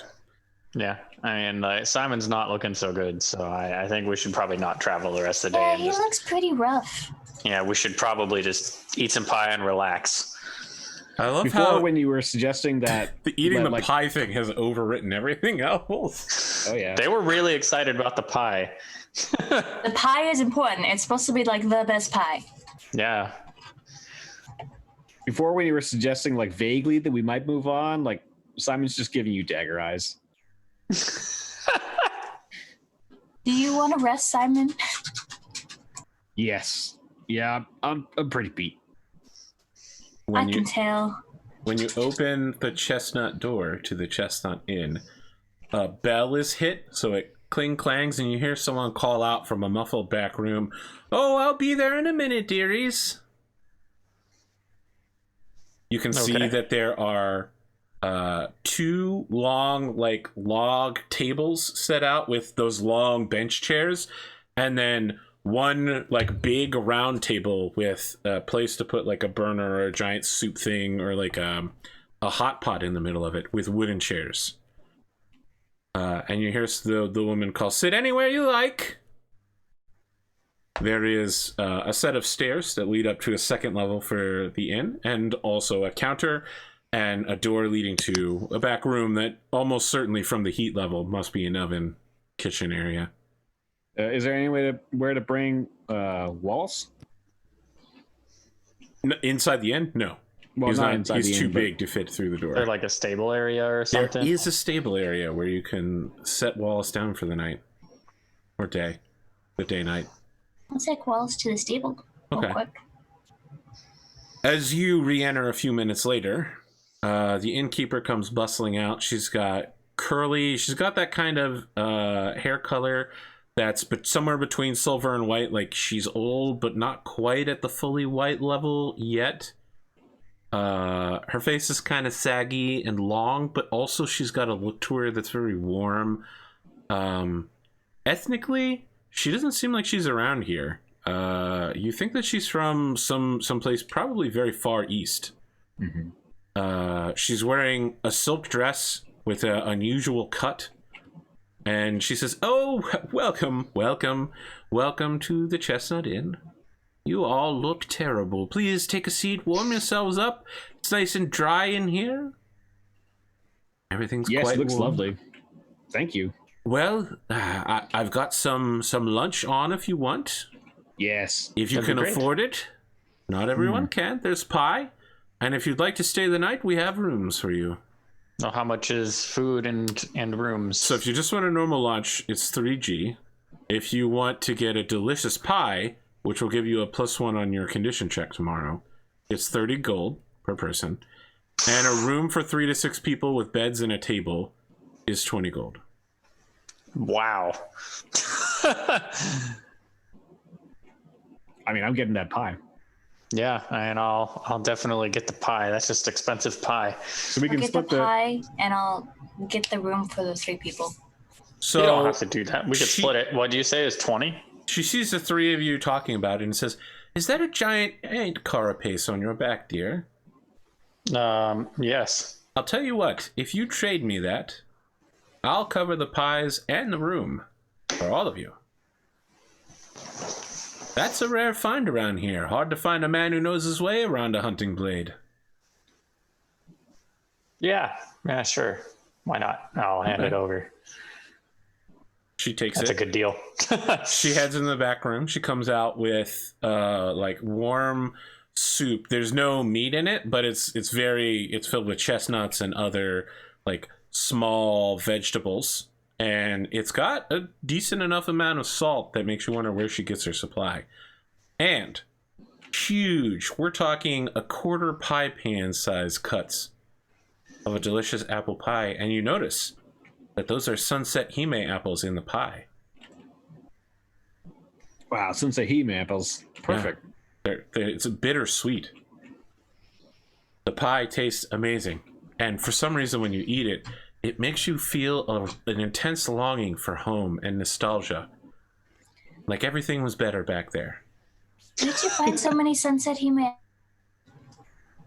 She says, oh dear. Actually, that's an interesting story. Let me sit down at your table. So which table did you guys sit down at? Did you sit at a long bench table or did you sit at the round table? I mean, Round table? Okay. She sits across from you and says, "Well, you know, they say Sunset Hime apples aren't natural to this forest. Some say that they were brought by a princess from the Far East fleeing an arranged marriage. She planted them throughout the forest and they spread into the nearby grasslands." that's amazing. Was that you? She smiles and says, "Oh my, well, it would be rather unusual if it was me to tell my own story, wouldn't it?" It's not a yes or a no. She smiles and slides you an extra piece of pie. Oh, thank you. "I just know a lot about Sunset Hime apples." Do you know of a good place to find them? I'm trying to gather some rare seeds. "Oh, they're everywhere. Actually, I have some Sunset Hime apple seeds in the back if you'd like me to get you some." Sure, how much do they cost? "Oh, for the seeds, nothing, my dear, nothing." Oh, that's really kind of you. "Yes, it is. But where I come from, it's important to spread the seeds of your homeland everywhere you go along your journey. I once left my land looking for a different life, but I brought a piece of my home with me so that I would never forget. I've seen a lot in this world, and I've been to many places. This forest agrees with me, and if I can have you take a part of it with you, well, there's no price that you can pay for something like that. I can see that you're young and setting out on your own journey, and I hope things end as well for you as they have for me." Thank you. You're very kind. "Yes." She heads to the back. Several minutes later, she comes out with warm butter beers. Oh, Over hell yes. 50% butter. Except for you, Simon, because you're the youngest, so you just get apple juice. What? Warm apple juice. He's like Simon's like looking at the butterbeer's like, oh. And she slides you over a bag of seeds, tied in like a cloth bag. Thank you so much. Should give like a little polite bow. She pinches your cheek, Simon, and says, "Look at you. Look how cute you are. Just drink your warm apple juice. You'll feel better. You seem like if I give you alcohol, you'll fall over drunk." I could do with a good sleep tonight, but I would offer you a service. I could turn any one of your apples into some magic jam. It would be. Yes, I've seen such works before. Oh. Well, I would offer that service. But the jam's only good for a week. Mm-hmm. I need to keep these apples for a right long time, young man. I see. So while I appreciate your offer, and I would normally never say no to jam, I need the apples I have. For there will be many travelers that pass through my door looking for my pies. And jam just doesn't make a pie. It makes like a Pop-Tart. Pop-Tarts are delicious, but fair enough. I understand. She says, well, yes. I mean, I guess they have some flavor. I wouldn't say they're delicious. I mean, they're Pop-Tarts. But people don't come to this inn because they heard about the Pop-Tarts. And she pats you on the head and slides your warm apple juice closer to you. And you can see that at the bottom, there's like a stick of cinnamon in it, and like sugar has been sprinkled in, and some other seasonal spices. It's probably going to taste fucking amazing. The butterbeer or the... No, your apple juice. Apple juice? Okay. Yeah. Yeah. Well, I drink it. I quaff that thing. Yeah, it's great. And okay. it sends a warmth down your arms and legs. You can feel it. Yeah, I'm happy. We're happen to be traveling to Flax if you need anything taken there. Oh, no. Why are you traveling to Flax, though? Tell me a little about your story. Well, we have a romantic letter to be delivered. Oh my! Which one of you is lettering a young man or woman? Oh no, it's for a fellow in town. Oh, I see. You're acting as Cupids. That's right. Aren't you such a responsible young man? And you brought with you your little sister and your bodyguard. No, ma'am. These are my friends. I'm pretty sure I'm older. Well, he looks so beat up. Yes. Well, is she your childhood friend at least? We met on the road. Oh, met on the road, huh? I've known him for 2 days. Okay. It's her first time departing from her home village. I remember departing from my home village long ago. That was many years, many decades, longer than I'd prefer to say in years. Where are you from? Oh, someplace far away. Are you from where he's from? I don't know that anyone's from where he's from. Hmm. I assume you pointed at Shadow. Yeah. He looks very different from you and I. She looks at you, and then she pulls out a pair of spectacles and says, "Are you from the moon side, young man?"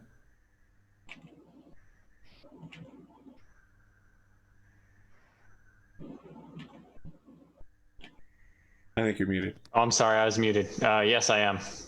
Well, I'm very honored to have someone who's traveled so far come to my inn and eat my pie. If you ever head home, tell them about it.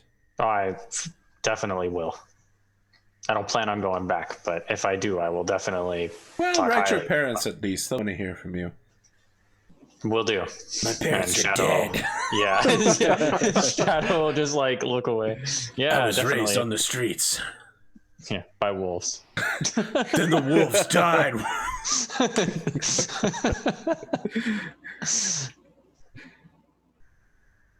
Walked uphill both ways. I love the idea that we've set this story that Shadow is like this sort of ultra badass, But like the real story is probably just gonna be like he's from a normal home. He just wanted to leave.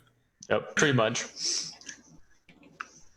His name's not Shadow, and in his native language, it's Chatome, which is a very common name. It's just the first person who heard him say it couldn't pronounce it correctly. Yeah, he's just he was an angsty teenager and just kind of went with it. Just didn't want to be there anymore. It's like, no, it's Chatome. Oh, Shadow.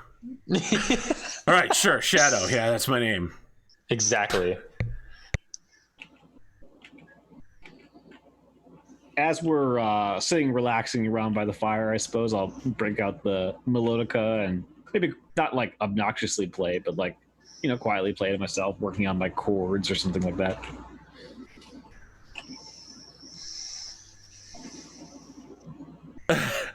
Okay. I assume it's reindeer are better than people, but the Chocopo version of it. Reindeer are better people? Reindeer are better than people from the Frozen soundtrack. Okay. Reindeer are better than people. Sven, don't you think that's right? That's once again true for all except you. You've got me, let's call it a night.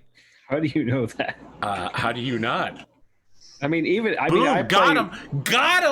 I played tons of Frozen songs for my daughter, but we don't play that one, I suppose. Wow. She likes the one where she's building the ice castle.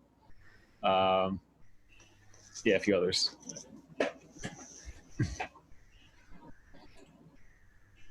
Everyone knows the Ice Castle song. The fact that you don't know the name of the song is what amuses me. It's really disappointing.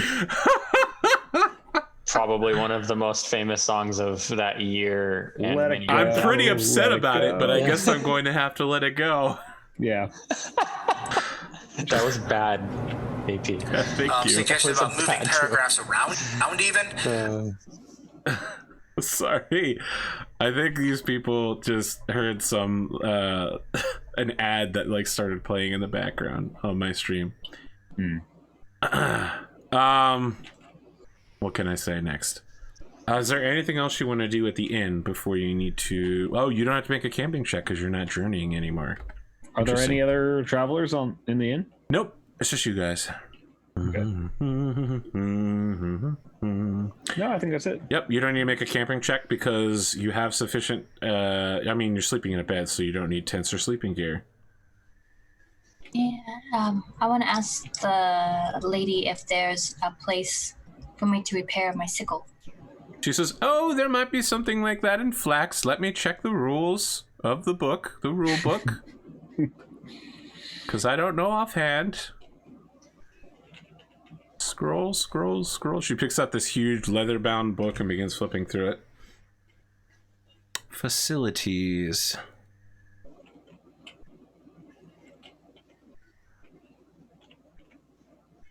Item repair can be done in in a village or a town or larger, and it is the items cost times 0.2, so 1/5 of the items cost. She says, "Oh, you could do that in any town or city, or large city.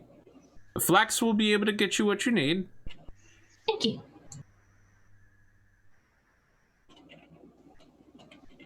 You know, there's also a weather predictor in Flax. For only 10 gold, you can get prediction about the weather 3 days in advance. 70% accurate, they say. It's pretty okay.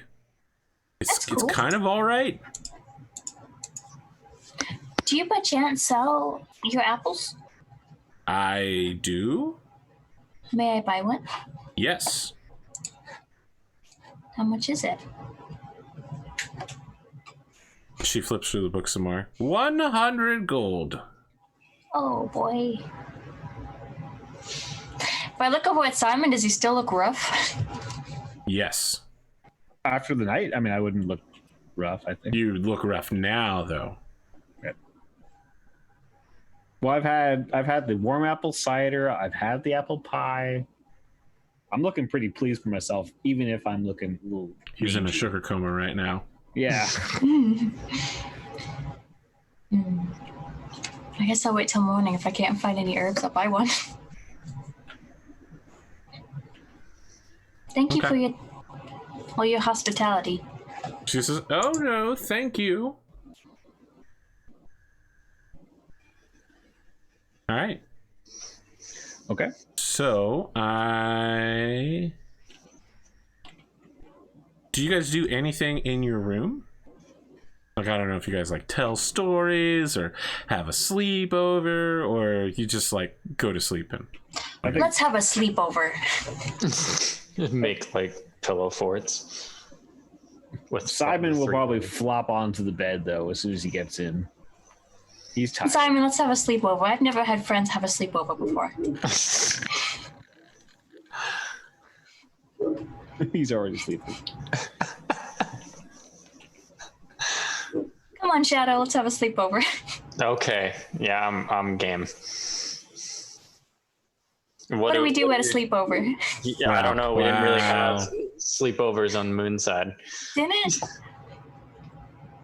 or at least I didn't have sleepovers on Moonside. They were the perfect opportunity to get backstabbed, which is why no one ever liked them. Exactly. I'm not going to say that to her though. What would be like a fun bonding thing? I bet don't that's know. what they do at sleepovers. Yeah, I don't know. What do you feel would be fun bonding thing? So at the edge of the window of your room, you can see Wallace is like pecking at it, trying to get his head in the window. I'll open the window. Okay. Wallace gets his head in the window and goes, "Paka!" Oh, Wallace. Wallace, do you know any fun things to do at a sleepover? Wallace takes his head out the window and then shuffles left 3 times, flaps his wings, and then shuffles right 6 times and flaps his wings. Then he returns to the center and flaps his wings. Is he trying to tell us to play Simon Says? Simon sticks his head through the window and goes, "Paka!" I'm pretty sure he just did the Chocobo dance in the Chocobo farm. Chocobo. On Legally Final distinct. Fantasy 7. Isn't that what you had to do like, at the farm to like get them to lay the eggs or something? Or get them to, you have to get the Chocobo material. You have to do some kind of left right combination, right? Maybe. I was just having Wallace tell you to dance. That's all I was doing. There was no reference. I find that hard to believe. There's always a reference, AP, with you. What? I'm honored. Yeah, It wasn't this time. Yeah, there's no need It to wasn't take this offense. time, but normally I'd be honored. Is there a roll I can make to see if I understood, Wallace? No, I feel like Wallace transmits the idea of dancing pretty well. But after you said it, I didn't want to, You don't, now you just don't want to dance. Well, you don't have No, to. no, no. I didn't want to be like, yeah, I totally knew he danced right after you said I mean, he you said he grew up danced. with chocopos like Wallace. I think you probably know the chocopo body language that they like I have dancing. no clue. Yeah, no. Everybody else probably has no clue, but you know that chocopos like dancing. Wallace, we can't dance. There's no music, and Simon fell asleep. You can see that Wallace is sucking in oxygen to prepare to let out the morning bakak of a chocopo. A chocopo rooster. I'm gonna. You can stop him before he does it, or you can let him use the room as a full volume megaphone to wake Simon up. I pretend that I'm not paying attention. Simon, you are awoken by a bakak that's echoing inside the room as What? Wallace's head, right next to yours, is letting out a Just- blast. Just a few more minute hours. Yeah, I'll need hours. Goes back to sleep. Wallace looks very sad. Oh, I'm His sorry, head Wallace. his neck touches the windowsill now because he's so low energy, and his feathers lower as he brings his wings down. Just want to give him a pat. It's okay. We can dance in the morning. Okay. We can dance if you wanna. If you wanna be Not fun. if your musician is asleep. Yeah, that's very true. I mean, we could dance to no music, but that's just weird. There are friends plenty of don't people dance. that dance to no music. But if your friends don't dance, they're no friends of mine. See, I could do We could tell references scary too. stories all night. Yeah. Well, yeah, we could. I don't know if you actually want to do that, but we could. What are you? Let's tell scary stories. I 100 want to hear Rosemary's scary stories. And that's when we found out the barn door had been left open, and that morning the chocobos would take 2 hours to come inside. Shadow's just like, I can't even top that. Just knowing the shelter equivalent. When the glowing skull head used its laser eyes to kill my sister, that's when I knew I was next. Hiding behind her body. I 100% want to hear the outline or full story of a scary story from each of your characters. Oh god. Oh boy. Yeah. John can go first. Wow. Way to pass the buck. So Shadow is since we just went through the forest, he's gonna stay like forest themed. Okay. And talk about a like, I don't know, pick like a tall tale of a forest near where Shadow lived. Just, stereotype haunted forest, but this is like Moonside, extreme, like we're talking grim tales, right? Hansel and Gretel. It's like Sleepy Hollow. Yeah, essentially it's like Sleepy Hollow, exactly. There's like a headless horseman and pumpkins. Essentially, yeah. There's monsters everywhere, and they're like Slenderman style. You can't escape; they just find you. SCP-049, is that you? Okay. What is Rosemary's scary story? Is she even able to tell one now? Is she not just like totally freak out? And that's when I knew I would never evade. If you want, we could say it happened before his story. The German Pumpkin Man. Oh no, not German Pumpkin Man. Her scary stories, like, the typical kid had a bad dream. What they would like write about, like, and then she realized she wasn't wearing pants in front of her class. And her teeth started falling out. Shadow's just gonna pretend like that's actually terrifying. Whoa, scary, bro. Oh my god. I'm sorry, that must have been very traumatic. Oh my god, man, that was so bad. Yeah, it was a bad dream my brother had when we were younger. Oh, so you didn't even experience it? No. It's gonna be great later when I have the horrifying evil dragons show up. They roared. She's just like, wow, this is the scariest thing I've ever experienced. I'm literally paralyzed with fear. Okay. But she remembers her pants, probably. You don't want to fight evil dragons without pants, man. Have you ever seen that happen in literally any work of fiction? No. No, but I mean, it might be distracting to them. Roll a condition check the next morning. Strength plus spirit. It's got a plus we one. We get a +1, right? Yep. Do we get our HP and stuff back or no? We will do that when we do the travel check. Oh, sorry. Oh god. My story was too scary for you. Yeah. Your current hit points are doubled and your MP is fully restored. Current hit point. Okay. All right.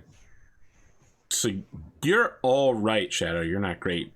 The rest of you can raise up your die one size temporarily. So you can just leave it as the same one as last time, or you can pick a new one. But it's temporary, so if you had one yesterday, it goes back down. And I think my story was too scary, and I gave myself some PTSD. Oh, by the way, German Pumpkin Man is a reference to the original Sleepy Hollow myth of the Headless Hessian. I don't want anyone to think that I was just telling weird stories about Germans.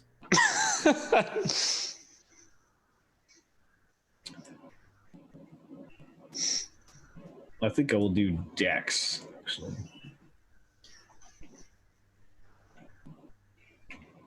I want to do strength this time. In the morning, The innkeeper has not left out any food for you. She assumes you'll be leaving early in the morning and, eating along the way.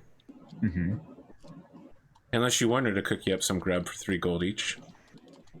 In which case you won't need to consume any rations along the way. There's also a river nearby that you can refill your water barrel on. I'd like to refill the water barrel and buy some breakfast. Yeah, I think me too. Yeah. Right. So for 3 gold, you can get enough food for a day. It's a lot of vegetables. A lot of sauteed vegetables cooked in a little animal grease. I'll look around the package, look for any baked goods. Hunt and peck for those. There are only pre-made apple pies. Okay. Made with Sunset Hime apples. That's good. It's not like she gets a lot of flour out here. She has to make her own acorn flour. Delicious. Hand ground. Takes a while. Have we seen anybody else here? Or is it just her by herself? Nope, just her by herself.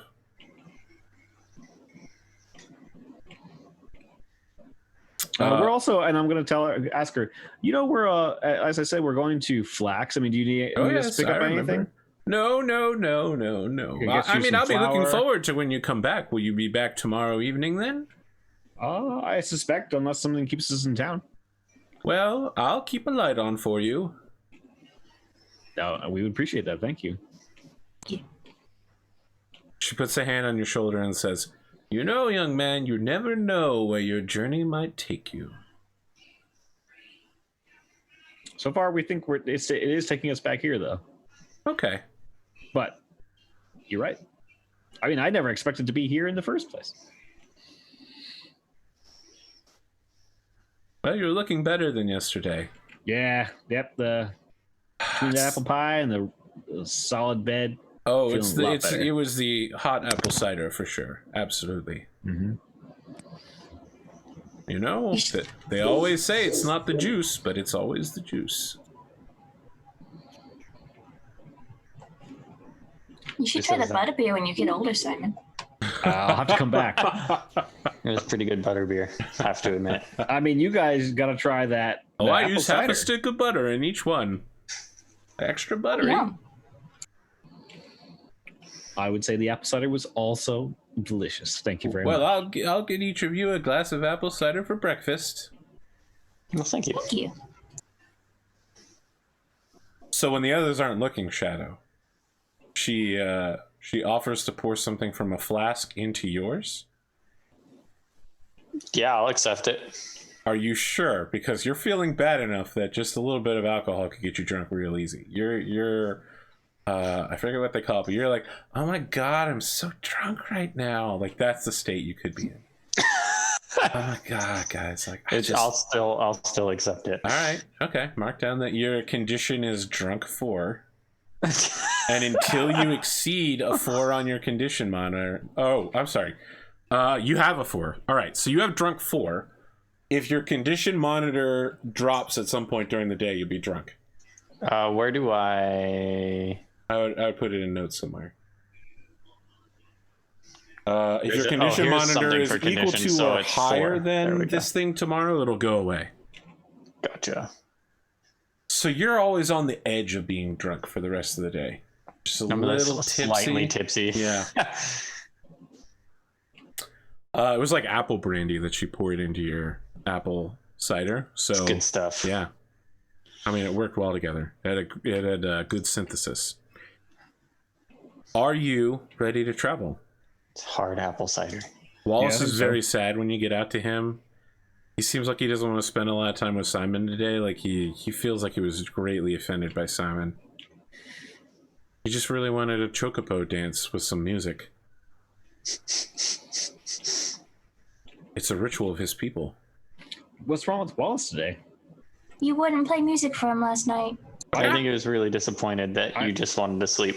I didn't even hear it. What? I didn't. Yeah, I think Wallace will probably be fine. I think he was just sad. Wallace shrugs his shoulders and brings his wings in and down so that the tips are dragging against the ground. You've broken his heart. I'll play some like Chocopo music. Okay, tell me, is it Chocopolka? Yes. Okay. It is Chocopoco. Can you play Chocopolka on a melodica? Sure. Can you give me some idea of what it sounds like? It sounds like polka. That is a wide genre, to be very clear. Heavy metal polka.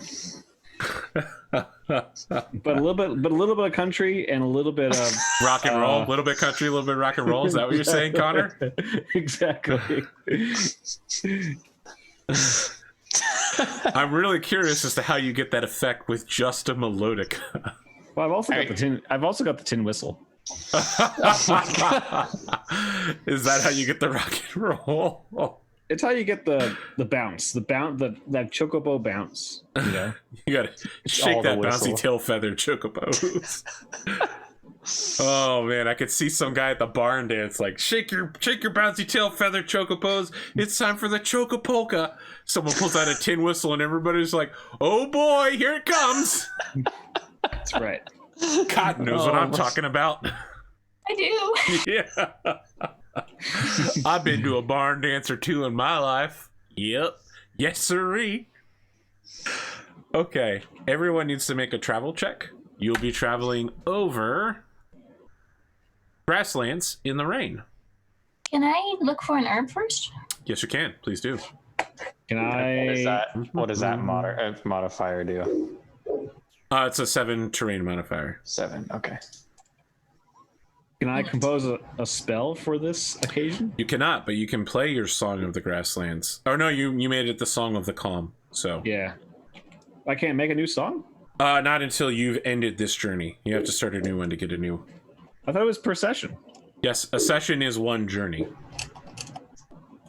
I have an umbrella. Does that help? It does help in the rain. Someone else also has an umbrella, but I don't remember who else put the umbrella on Simon. Wallace. Simon. So you have a 5 herb gathering check, which is not good enough. Your 6 is not good enough in the rain. Nope. Your 9 is good enough. And Cotton needs to also make her a failure. Okay. Technically a 4. Still failure. Shadow and you are very miserable, Rosemary, and both of you lose half of your current HP rounding down. Man, I'm just always at half health. You woke up this morning, you're like, feeling so much better. You take one step outside, swoosh, as the rain just pours down all around you. Reminds me of Moonside. Yeah. This isn't Legend of Zelda rain. This is like that heavy, fat rain. And the like grasslands here are already pretty wet, so when the water comes down, it like stays there. There's lots of muddy bogging. Yep. The road that cuts through this area, while muddy, does have a sort of solid foundation laid underneath it via like crushed and crumbled rock. So you're able to make a fairly decent pace. But the grasses here are not anything like what you've seen at home, Rosemary. This is not flower after flower. This is wild grasses and trees randomly scattered across the countryside. Huge weeds growing everywhere. But as you grow closer and closer to Flax, you see small houses with fences setting aside a cropland. And it's got that beautiful farmland area where like one is like a slight yellow tint to the ground and another is like a slight green and a slight red. It's all sectioned off in a very square like or long rectangle-y. It's pretty clear that they have a pretty good farming aesthetic out here, even if everyone is very remote and spread out.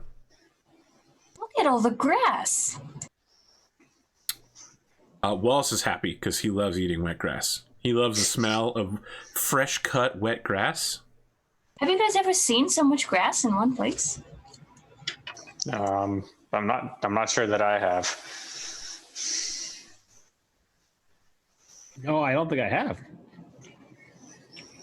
I wonder where they grow their flowers. It might not grow flowers. Okay. You think they grow grass? Maybe.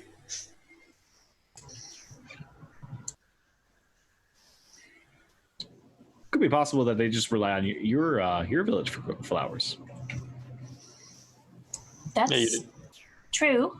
Yeah, I think didn't you say your dad used to travel here semi-regularly?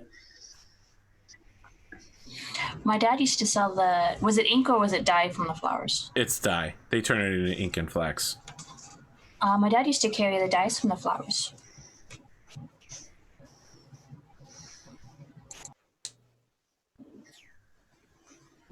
So you're starting to see a lot of linseed as you make your way forward, which gives you some idea of the reason why the town is called Flax. Oh, look at that. That's Wallace. Oh my goodness. It's my favorite mascot animal in this game. It's just the first one. There will be more. I mean, we need to have that direct dragon mascot, right? That's coming. Listen, I am not a mascot. I just want to be very clear. I think we've decided you have become a mascot now. You can't make me become a mascot. I literally chose the ability that is not a mascot. However, that said, I will require everyone to make a direction check now, which is int versus 7. Sorry, it's only the mapper. Although one person can support this. I'll try to help. I'll cast my usual spell. So first I'll use my magic check. It's probably better if you help too, Rosemary, because my rolls have been terrible. Fail. My roll was also terrible. Yep. It's pretty bad. Do I pass the magic? Correct. I do. Yeah, We're not but very you have helpful. to say the words and do the motion again, Connor. Every Okay. single time. And I'll pops a compass, red compass. Ta-da!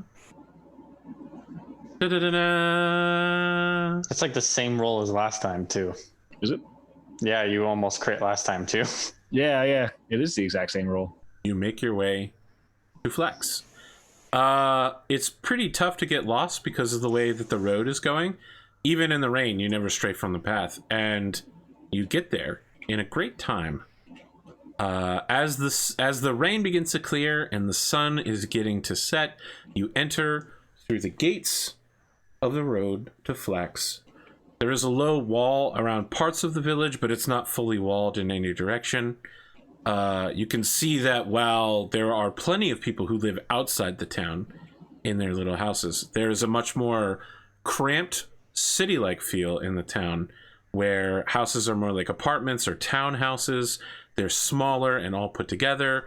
There's a lot of wood construction instead of stone. And the streets are the equivalent of paved. There's even one single cobblestone road that passes through the center of town towards Irontown, which is the next biggest town from here. You can see that the people around are a little less friendly than you might have found back in Petalwood. They're a little bit more busy, but people are still, these are country folk. So they're still happy to see you. They might not wave to you, but they do give you that nod or like a glance to acknowledge that you are in fact a human being. This isn't New York City. People don't try to actively avoid or pretend you don't exist. I'm going to be looking around for the nearest post office, trying to see if we can get in for... there are signs to various locations throughout town, including a post office. Okay. Try and get in there before maybe they close down for the day. As you head towards the post office, you kind of get a smell.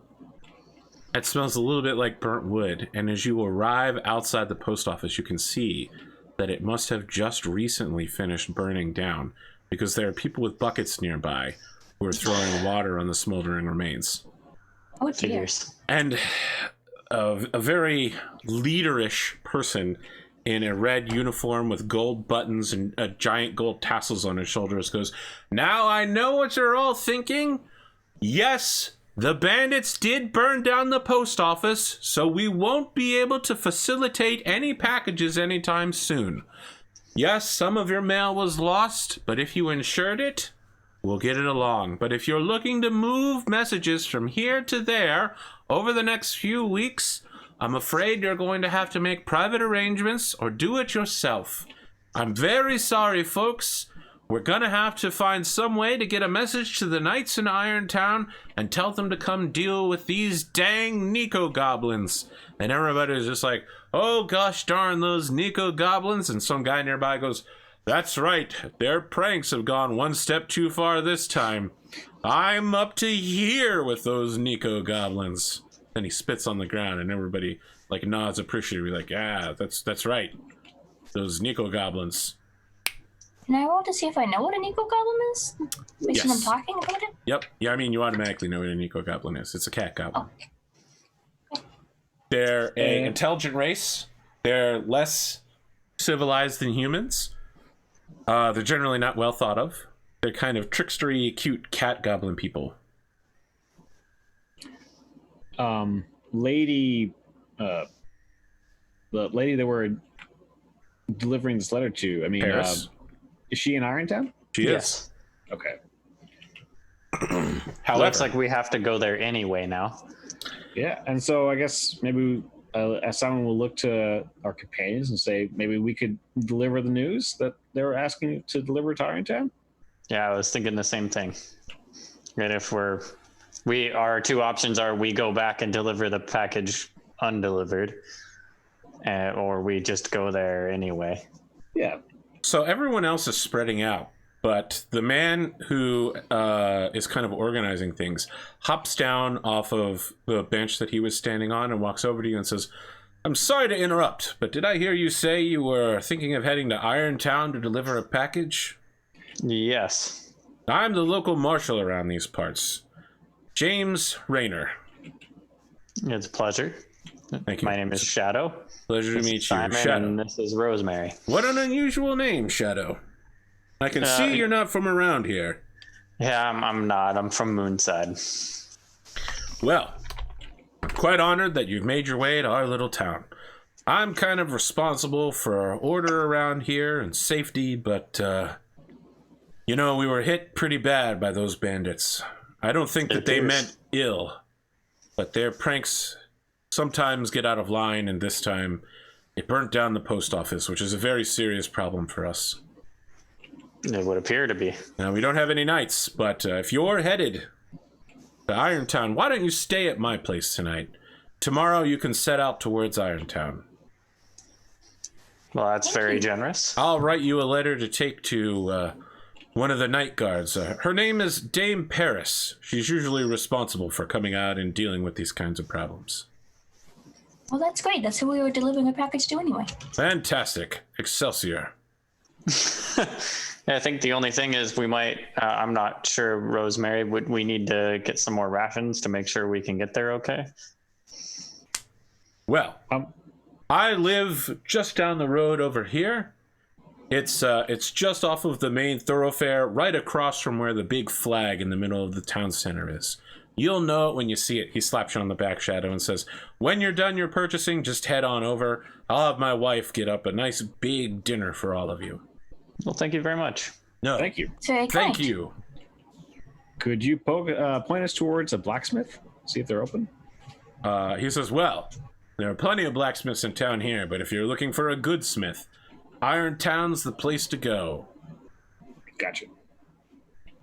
But seriously, there's like 4 blacksmiths around town. Yeah, I think we just need some repair work done. You should go to my uncle over there in that shop. Okay. I assume he points at it. Yes.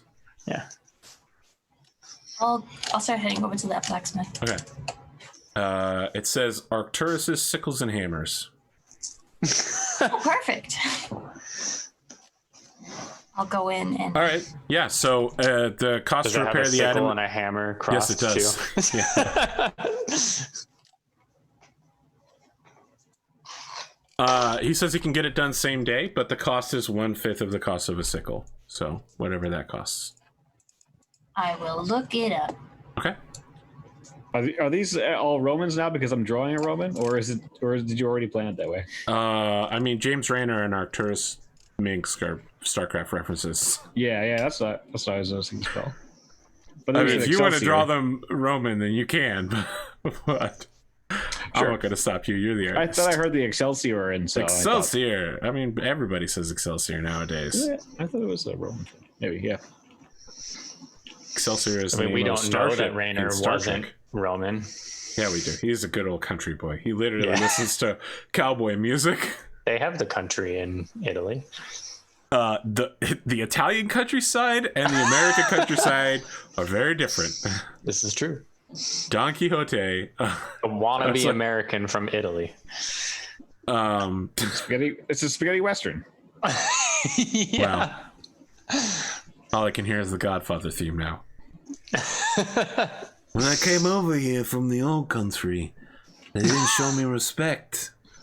We had to make them respect us. It's me, Marshal James Raynor, you know. Wah, wah, wah, wah, wah, wah, wah, wah, wah. All of you level up. Did you say it's 1/5 or 1/4 the price? 1/5. Okay. So, you gain XP equivalent to the highest topography target you encountered during the session. Since you encountered a 9, you get 200 experience points. All right. At 100 experience points, you level up to 2. So you get a stat increase, and you gain the ability to use the feint and search combat options. So that all of this is on page 56. It'll also increase your hit points and MP, your carrying capacity, and you will gain new perks. So Connor is no longer struggling to hold up a stick. Yes. All He can the now hold power 2 sticks. unto me. Again, Fire that's on walks page with me. 56. I also level up now. Caecilian. So I gain the ability to use reviles and benedictions. Let's see what I'm going to take. And get some cool stuff. First benediction and first revile. What can we do now? We can search and we can Feint. feint.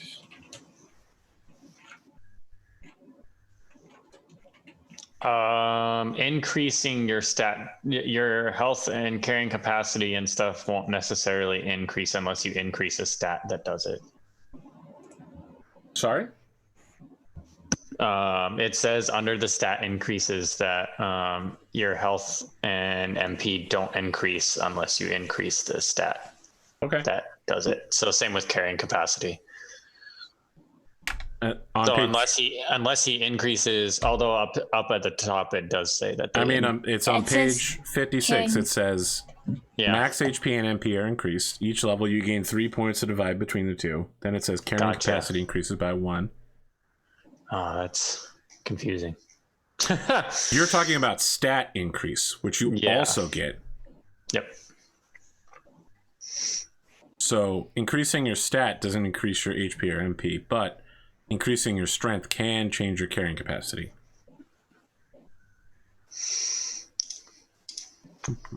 Well, congratulations on finishing my first scenario, the town of Flax.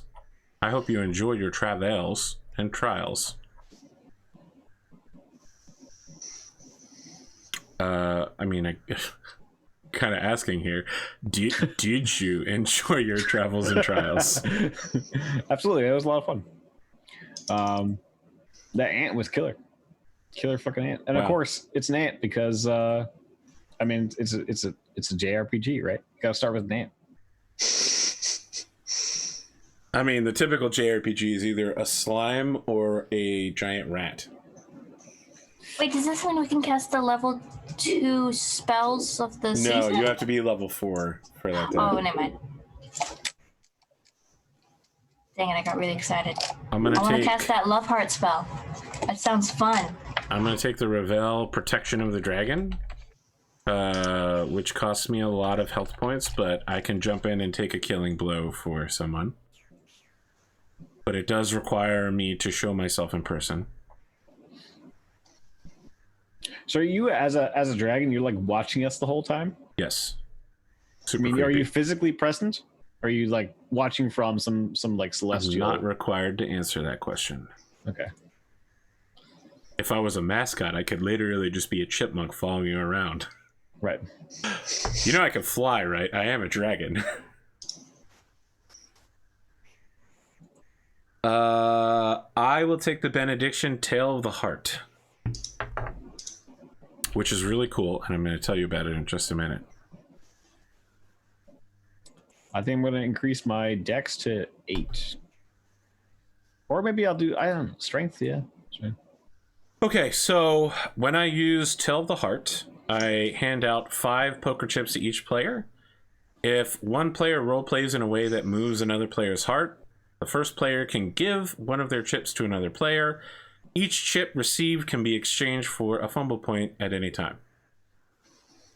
Basically, it's an encouragement for you to move each other's hearts with endearing role playing and shit. Cool. I could have taken the Tale of Love, where PCs who are in love gain 1 point of armor for the rest of the session. But I felt like that would be setting up Connor and Cotton for yet another tsundere love story. Right. And I'd already done that once, and I told myself I didn't need to force another story like that again. I'll just let it happen naturally. Just like I let stories of sorrow and tragedy happen naturally by letting people do whatever they want. And then saying, well, here's the consequence for the thing you just did. Benediction. What do I need to do in order to use my benediction? Oh, as I level up, I can start using benedictions from other dragons. That's not good for you guys. Let's take some black dragon benedictions real quick. You betray each other. It makes me more powerful.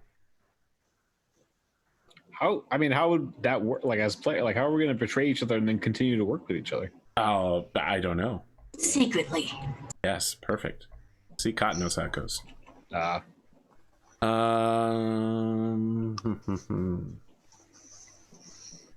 much does it cost to activate my benedictions? So, protection of the dragon to save Connor from dying next time he messes up is going to cost me 2.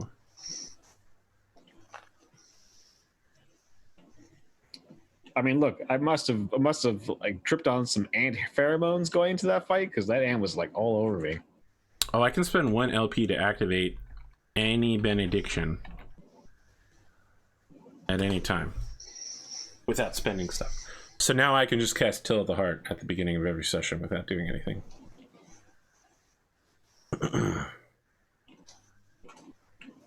Listen to your heart.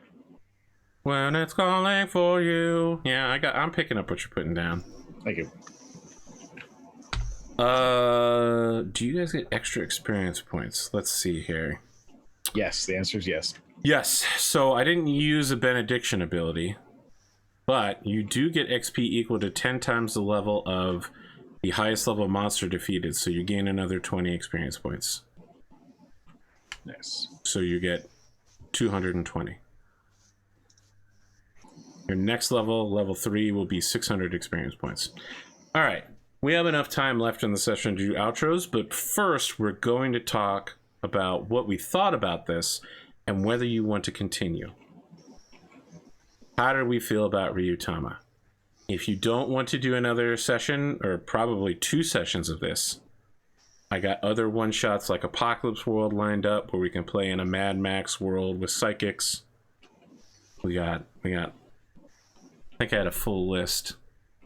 Yeah, I mean, there was a whole bunch of them. I mean, I'm enjoying this so far. What do you guys think? I think it's cool. I'm scrolling up, but it's all about Full Metal Alchemist. Yes, there's Apocalypse World, Moto Bushido. Motorcycle card game. Yes. Blades in the Dark. The spooky ghost Leviathan sea captain murder gangsters. And Dragons 2. Dragons what? And Dragons 2. Oh, the 5th edition cooking one. Yeah, right. Yeah. All right, look, if you guys are fine with Ryuutama, I'm not going to force you out, but I am going to make each of you say one thing you liked about your journey so far. And also, Cotton needs to finish the group journal for the session. I already did. Oh, you did? Try hard. Guess what? While you're sleeping in the manner of Marshal James Rayner, the pages of your book are removed. And my character, Caecilian, appears on screen for the first time, sneaking into the manor, ripping the pages out, and then kneeling before the dragon of fall and shoving the pages in its face. And the dragon just, like, if you look at the fall dragon, it's actually, like, kind of cute, and it, like, nibbles on them. And then it like kind of belches and little hearts fly out of it, and it looks very happy, and it flaps its wings, and like a cool fall breeze rolls over the land. It's dope as fuck. And then my character, who is in, you know, a hood, but you can see that their horn is poking out of the hood. In fact, the hood has like a divider, like divided skirts, so that the hood can go over the horn but still cover its face. And the character looks toward the camera and says, "My work is never done," as he turns and swishes a cloak over his cape into the starry night.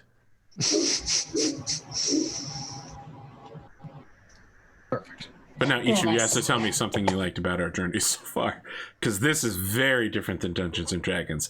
And because I know Cotton will want to go last, I'm going to make her go first.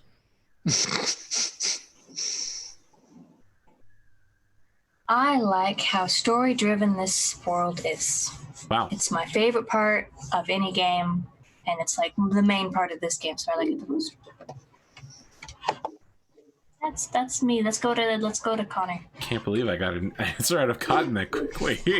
I thought for sure it was going to be like, "Oh, come back to me later." I don't know that I can do your intro anymore, Cotton. I don't know you. Yeah.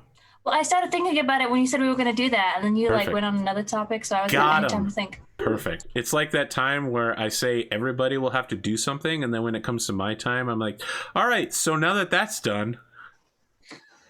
Yeah. It's been a while since I've done that, because everyone started calling me on my bullshit. I'm just waiting for a little while longer until they all forget, and then I'm going to start doing it again. I would say I liked how totally anime the fight was. That is your selling point for this series, is how anime you can make the fight? I thought it was fun. Okay. That's what I liked about this Perfect. session so far. I liked the last session also, where we managed to find herbs and stuff, or find the apples. That was cool. What are you drawing here? Are you drawing my dragon? Yeah, sort of. He has one horn. Well, I've got these two things that look like ears.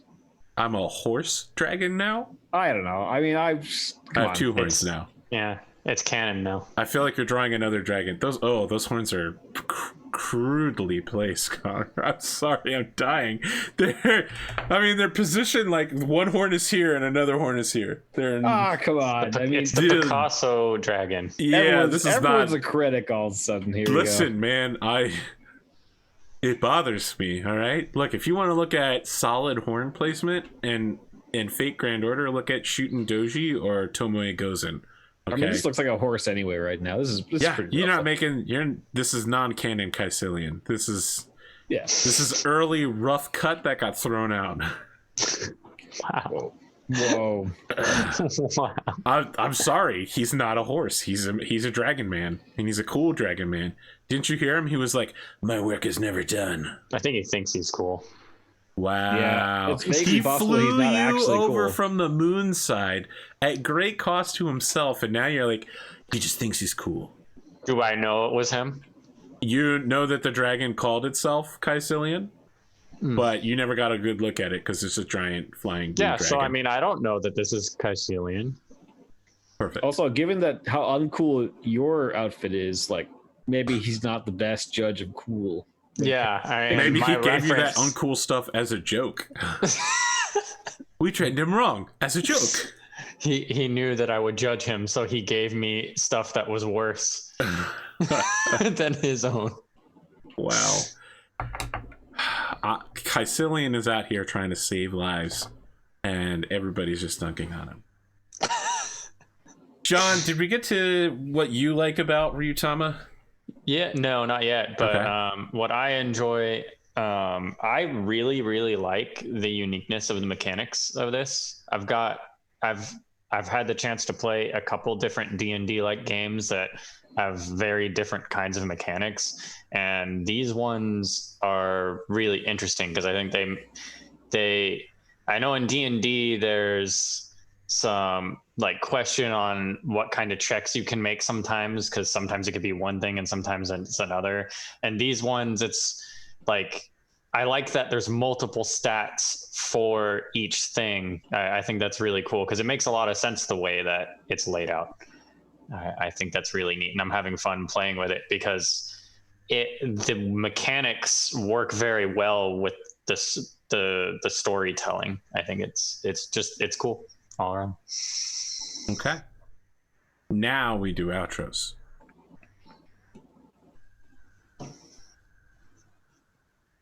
I'll wait for whoever wants to go first. I'll go first since I don't actually have one. I'm not an artist, so don't follow me. But I will probably have something a little more substantial as the Art to D&D thing comes to fruition. So I'll have it then. To Cotton.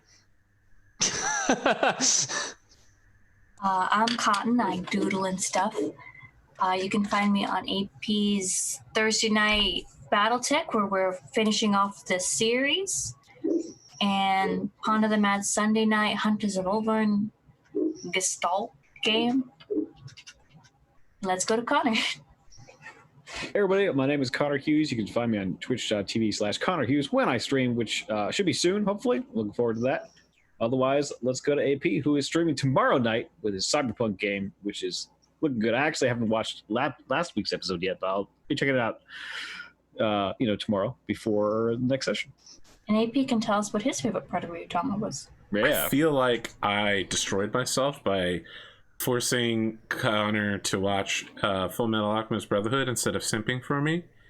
So he didn't watch my show, and now I'm paying the price.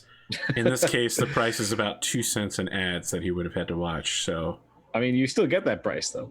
Eventually. It just happens later. Yeah. I mean, I didn't realize you were waiting on those 2 cents from last week.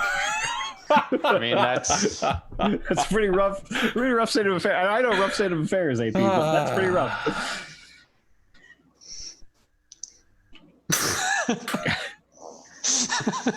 My favorite part of Ryuutama is that the prep, I got like 4 sessions worth of prep done in like an hour. And I'd say my other favorite part, the real favorite part, is that I can get Connor to draw weird shit for me, like chocobos. Oh, I thought you were gonna say to make him like do ridiculous things on camera, like dragon dances. Oh, and songs. listen, I didn't think he'd go for it, honestly. Now it's my favorite part, is waiting for him to cast a spell so that I get to see what weird motion he makes. Oh, it's the river of the dragon, like snorkeling down the waterway. Of course, we gotta send you that avatar like scene so you can see the dance of the dragon. Yep, I can learn me some dragon dances, get used to it. Dance of the Dragons is literally a play in Avatar. Yeah. You can And learn it's the referenced- cactus juice dance. It's referenced as a play in the Netflix series that they did about the little tiny dragon that the dumbass has to carry with his elf girlfriend across the planet. What's the name of that series? Dragon Prince. Dragon Prince, yes. They make a bunch of Avatar references in do? Dragon Prince, including the one guy who's like, yeah, Dance of the Dragons. They never did it as good as my mom said. They never did it right. Was that a good show? Which one, Dragon Prince or Avatar? Dragon Prince. Dragon Prince is really mixed. They were like, here's a villain. He's super evil and badass, and we're just gonna throw him out the fucking airlock because here's a new villain who's not as good. And he doesn't really exist. All right, here's the first villain again because you were really sad he was gone, but now he works for the second villain, and he's worse. He's so much worse now. They were That like, sounds terrible. listen, the parts that don't involve villainy are incredible. They're like, here's a natural fantasy where, like each race has its own specific type of magic, but this kid is like learning to use their magic in a way that no one else ever has. They're traveling the world, they're learning new cultures. These people are all from different walks of life, and they're all learning to deal with each other. Eventually their responsibilities tear them apart, but they come back together at the last minute. That part is amazing. And then they're like, and now here's the villain. It's an actual log of poop. That's it. In the end, they're just like, we're just gonna phone it in. I guess we're all villains now. Let's look at each other. We're just all villains. Yep, that's how it works. The real villains are the friends you made along the way. That is how the series ends. Yeah. That's a little depressing. It's insidey though. I really liked it, and I really liked how the dude was simping for the sorceress the whole time.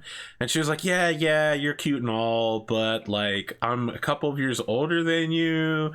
Also, I'm like doing dark magic, and I'm trying not to sacrifice my brother. And he's like, but I want to be your boyfriend. And she's like, okay, just chill it, all right? I need to sacrifice a god. Give me a second. Dragon Prince is a fucking wild ride. I would say, Connor, it is maybe worth your time to watch. The first season is better than all the other seasons. The animation gets a lot better at some point, though, because it is trash occasionally. They were like, are 8 frames enough? Maybe we need 12. No, 24? You guys want 24? All right. Season Depends 2, how much 24 action frames. you got. Yeah. The thing is, there's times where it's really smooth, and then there's other times where it's just like eat beep boop. They had one animator on staff.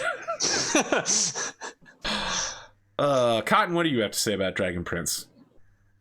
Liked it. Though I didn't like the 3D models. Yes, they were terrible. I Honestly, would have preferred if it was flat. yes. I liked the design of them, but not like in 3D. If that makes sense. Yeah, I typically don't really care for the like more modern 3D animation style. I really like the more classic 2D, like actual artsy stuff.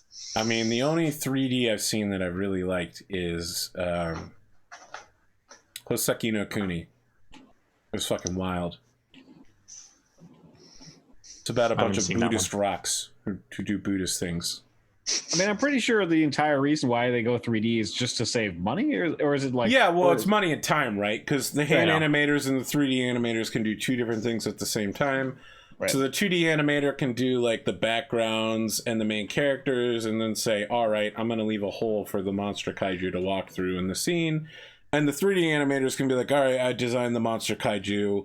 I throw it in the like middle ground between the background of the animation and the people in the foreground, and now we've got a shitty 3D CGI monster on a 2D setting. And correct me if I'm wrong, but like they actually have virtual scenes and you're controlling models rather than drawing pictures. Yes. Right. And like essentially screen capturing. Yep. So like I guess what I'm saying is like no one's like, oh yeah, let's like I love 3D. Like everyone's like, yeah, it's really just compromise because we actually want. Some people do like that 3D stuff because things like Gantz and Netflix has been buying a bunch of 3D series for really cheap. They pick up. I mean, you can do it well though. I mean, like some video game cinematics. I mean, it's done in the same way, and they look amazing. Listen, not everyone can be Final Fantasy VII-R though. Like. Well, they should strive to be. I agree that they should strive to be, but they don't have 10 years and an unlimited budget to work with. Apparently, the new Dragon Ball game looks just like it's an animation. Okay, yeah, well, I haven't liked Dragon Ball since Z ended, so... Yeah, well, I think it... I mean, yeah, who... I wouldn't say that StarCraft has a 3D art style. I mean, it's very unique, but it's solidly 2D. Mm-hmm. Their cinematics back in the day were all right. They have not aged well. No, they were amazing back in the day, though. They were amazing. I mean, they were cutting edge back in the day, but you know, the cinematics for 2 were pretty good though. At the time, I mean, my problem with, I literally referenced a Turk Mix and James Rayner in this session, so I should say I'm a StarCraft fan.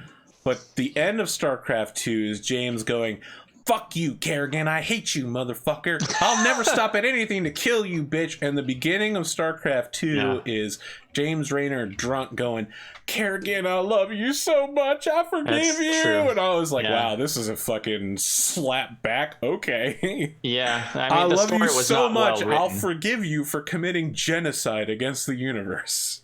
Yeah. And she's just like, please, bitch, get out of my way. The story for StarCraft 1 and Brood War was very good. But yeah, they were. Look at Mr. StarCraft 2 story simping was for Akira not good. Toriyama. Wow. Of course. I'll tell you have you ever read Dr. Slump? No. Dr. Slump is a great manga he made before Dragon Ball. And it's about a robot girl and her father / maker, Dr. Slump. This sounds fairly familiar. Yes, and I mean, it wasn't meant to be original, but it is meant to be funny. And she makes lots of poop jokes. This is literally the plot to several arcs of Dragon Ball Z and GT. Well, but also, I mean, it's like Astro Boy, right? So, sure. or like Mega Man. I'm not sure if Mega Man came out. You mean Super before. Fighting Robot Rockman? Okay. Yeah. I think Rockman came out after. No, Rockman Dr. is the Slump. original name of Mega Man. But what I'm saying is Rockman came out after Dr. Slump. Okay. I think. All right. Look, here's the deal. I'm going to cut sideways to the guy who wrote Bleach. You know what I'm talking about? No. But you don't know the guy that wrote Bleach? I mean, I know Bleach. I know of Bleach. I mean. Okay. So the guy who wrote it was like, I'm going to do a new anime series. And everyone's like, oh my God, it's going to be great. And then I started reading and everyone was like, this is the greatest. This is a fucking amazing artwork. And I was like, wow, the story is awful. This is I don't understand what's going on in half of these pictures. People are like, this is the greatest thing I've ever seen. And I'm like, how? I don't understand. This isn't very good. It's medium. I mean, Toriyama can draw the pants off just about anyone. He's wow, look at you simping for Akira Toriyama. Yeah, he's awesome. I mean, if you look no Gokus from you. I want to see a chibi Goku next week.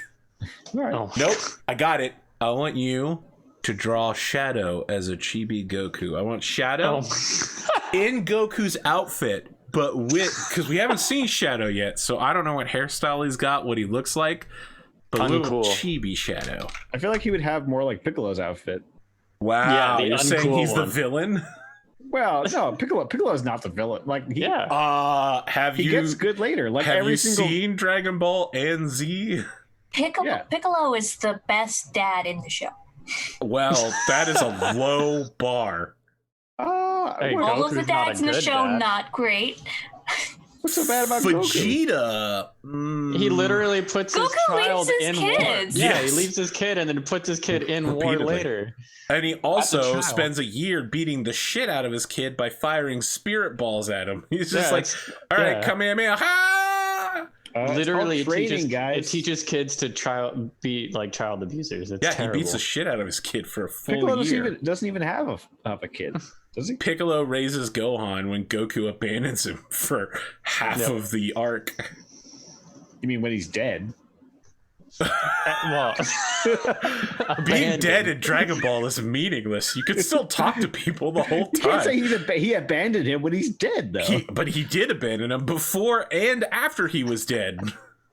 But not before. No, he was. Yes, he did. Yes, he did. He fucking went to Namek and left his kid behind. Namek. He dies from Raditz, right? I'm trying to recall the story. He dies from Raditz. Listen, he dies a lot, Connor. You can go and talk to people while you're dead in the show. You can do it. Yeah. But he doesn't, because I think he said it's because he was afraid that Chi-Chi was going to get mad at him for dying. Yeah. Which is perfectly reasonable. And visit his kids. Chi-Chi would flip his shit, I'm sure. Yeah, why'd you have to go and die, you terrible person? It's only defending the planet. I think it's because she told him not to do it. And he went, yeah, exactly. Well, I mean, she would much rather the planet to exist. I'm talking about Goku being a bad dad. Yeah. Panda's not even part of this conversation. He agrees with us, Connor. I have babysitter Piccolo. I think everyone. Yep, everybody agrees. Piccolo's his real dad. I'm sorry, Connor. You were defeated by numbers. How it works. He was a terrible dad too. Yeah, I said that Piccolo was the best dad in the show. I don't know that Vegeta was a terrible dad, but he certainly wasn't good. What about Chi-Chi's dad? He seemed like a cool dude. You know, I up don't in the recall. Fire Mountains. I didn't yeah, watch Dragon Ball. Oh, jeez. I've only seen assorted scenes from it. And Chi-Chi's dad was fine. World's Strongest movie, where he sends that garlic into super hell or whatever. What are you drawing right now, Connor? I don't know. I'm just making stuff up. Mega Brain superhero. He's like a monkey, dude. Got a Looks like monkey to me. malnourished face. Oh, he's a monkey. Oh, yeah, that makes more sense. All right, that's it. We're done for the night.